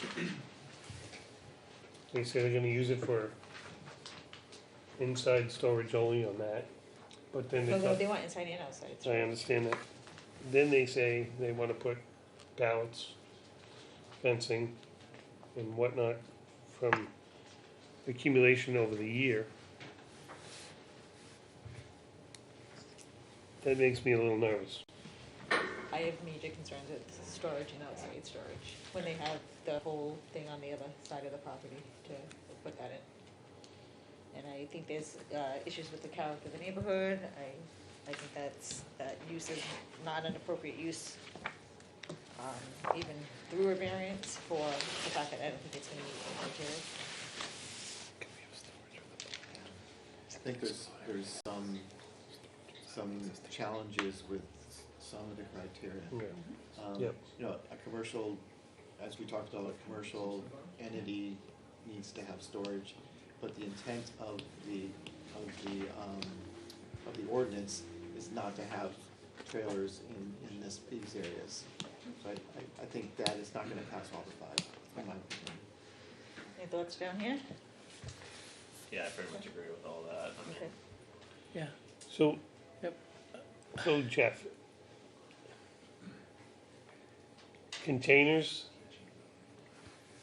container, if they haul the container in, haul the container out, and you were, you know, it will be more temporary if they found other storage elsewhere, or put them within their own property, Like or. pods is just temporary, Yeah. right? Yeah, or my other thought would be put containers on the other side of the road. Do we have, is there an issue with containers or trailers on the other side of the road versus here? Can No, they, because it's for the use of. Directly related for commercial, yeah. on that piece for of the property? purpose of that, right. And I even think, So planning board will be interested to look at it as far Yeah. as their criteria, but that's. and I even think like regulations regarding outdoor storage is Yeah. regulated, at least in other towns, by, like, you need appropriate screening and fencing, because it's messy looking. So that was my other thought. Yeah, and none of that's. Like, I haven't driven by there, I don't know what it looks like personally. So what if we asked them to construct a stockade fence that's 10 feet high, go around the border to hide it all? I think it's an eyesore. Yeah. It's behind the trees too, but No, I'm not. just throw it out there. I don't think Yeah, that I'm meets the harmony of the neighborhood, Yeah, I'm not for it. not at all. Right, you wanna go through the criteria, or any other discussion? I think we need more discussion on this before we go to the criteria. Or we can go I'm through not the sure. criteria and discuss each of the criteria, because I think that's where it's gonna come into play. But I think we still need to talk about, because you and I are kind of thinking that, Well, I think we got, sense and a consensus from down here that they're in agreement with us. Right. So, so my thought is, if we tell them no, Mhm. and they wanted to go put them across the street, and Jeff, I'm not quoting you on this, Jeff feels that it would be permittable over there, but it would have to go to the planning board, It would. correct? So my thought on it is that maybe the planning board weigh in on the outside storage before we vote on it. I'm not following. Maybe they Outside go, storage in their property. yeah, maybe they go to the planning board before they come to us. But I think regardless of whether or not they have that opportunity to go and amend their site plan to have storage units, outside storage, and that's a planning board process, that doesn't involve us at all. I don't, and So I you think, still need to right, we rule still on need this, I think. to take care of this. Madam Chair. Right, for this, We have something that Yep. can help. Okay? Madam Chair, given the discussion, you can, we would appreciate it, not, spare us the criteria. What's that? Spare us reading through the criteria. Okay, It's getting late. But we ask that it not be a condition that we move the storage trailers across the street. We'll move them elsewhere. Right, we no, can't tell you where to yeah, put we them. weren't telling. Right. Yeah, we were gonna But- tell There was some discussion, we could just move Yeah. across the street, but we. Oh, no, we wouldn't No, make that a we- condition, no. I'm just saying No. that's an option. Okay. No. Yeah. And that's We were So just you fair would, enough. so you would prefer us not to put that stipulation in? But we Right. can't put that We stipulation. can't, we're gonna decline it. If you're Their not option granted, is you can't can't do use that. stipulation. Okay, Yeah, so so you, we're not okay, gonna do that. so it's either yes or no, is what he's looking for. Right. I mean, if it's yes, then we could put Okay. stipulations on it. I'm ready. All right, so we are gonna go through the 5 criteria, not read his stuff, but criteria number 1. He's saying that variance will not be put contrary to the public interest.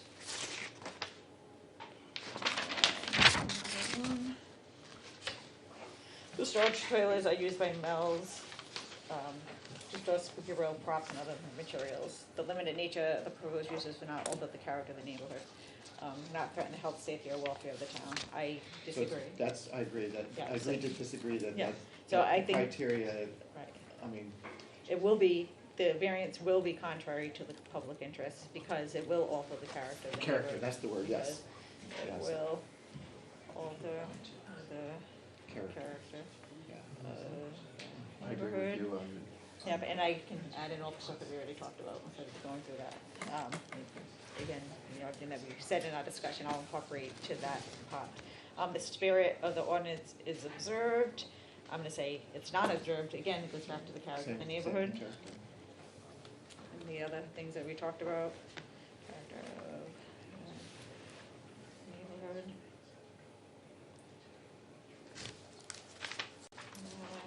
Substantial justice is done, this is the balancing act, you know, Oh. again, so it's not that, because there's other locations to store them on other parts. There of are other properties. options, potentially, not just on that property, that's the problem. right, and I think there's a significant loss to the public by having stuff that's gonna alter the character, and we're not keeping the use intact, to put some compatible, yep. Can I go back to, before we vote Yeah. on this? What about, again, temporary storage? I mean, temporary storage, things come in, things come out. If we told them they could have temporary storage there during the time of spooky one, But that's not what they're That's not what using they're it doing for. now. Yeah, but it would allow them to have trailers there to have their props up. Well, I don't think we're not voting on whether they were gonna do temporary storage. We're voting on the current storage.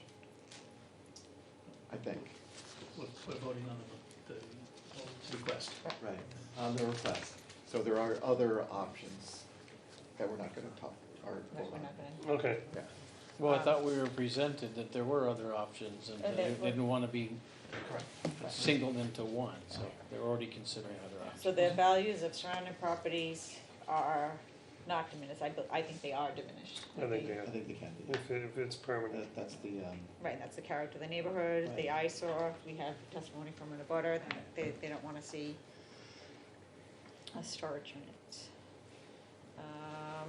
Little enforcement of the provision of the ordinance would result in unnecessary hardship. We talked about this last time, that it is unique property, so I think that same analysis would apply, but I do think there's a fair and substantial relationship that exists between the general purpose of the zoning ordinance by not allowing outside storage, so I think they do that, so there is. And the proposed use is a reasonable one, I say it's not. Outside storage in the zone that's not allowed, it's not reasonable. So with that, I'm gonna make a motion in case number 6/2022-4 to deny the applicant's request for a variance from Article 800, Section 801, to allow outside storage and storage containers, trailers, to support Mel's Funway Park and Tukey Road. I second. Terry, all in favor? Aye. Aye, opposed? Okay, that motion is denied. Thank you, and thanks again for coming out on that special night. Sure. Really appreciate it. All right, go Patriots.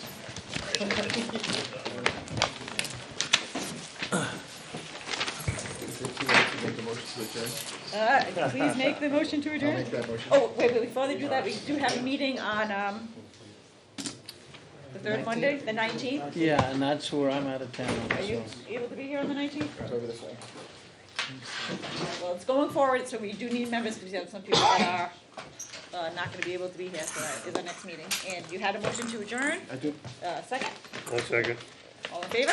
Aye. Opposed? All right, we are adjourned at, you're welcome, at 10:28? What time is it? 10:28.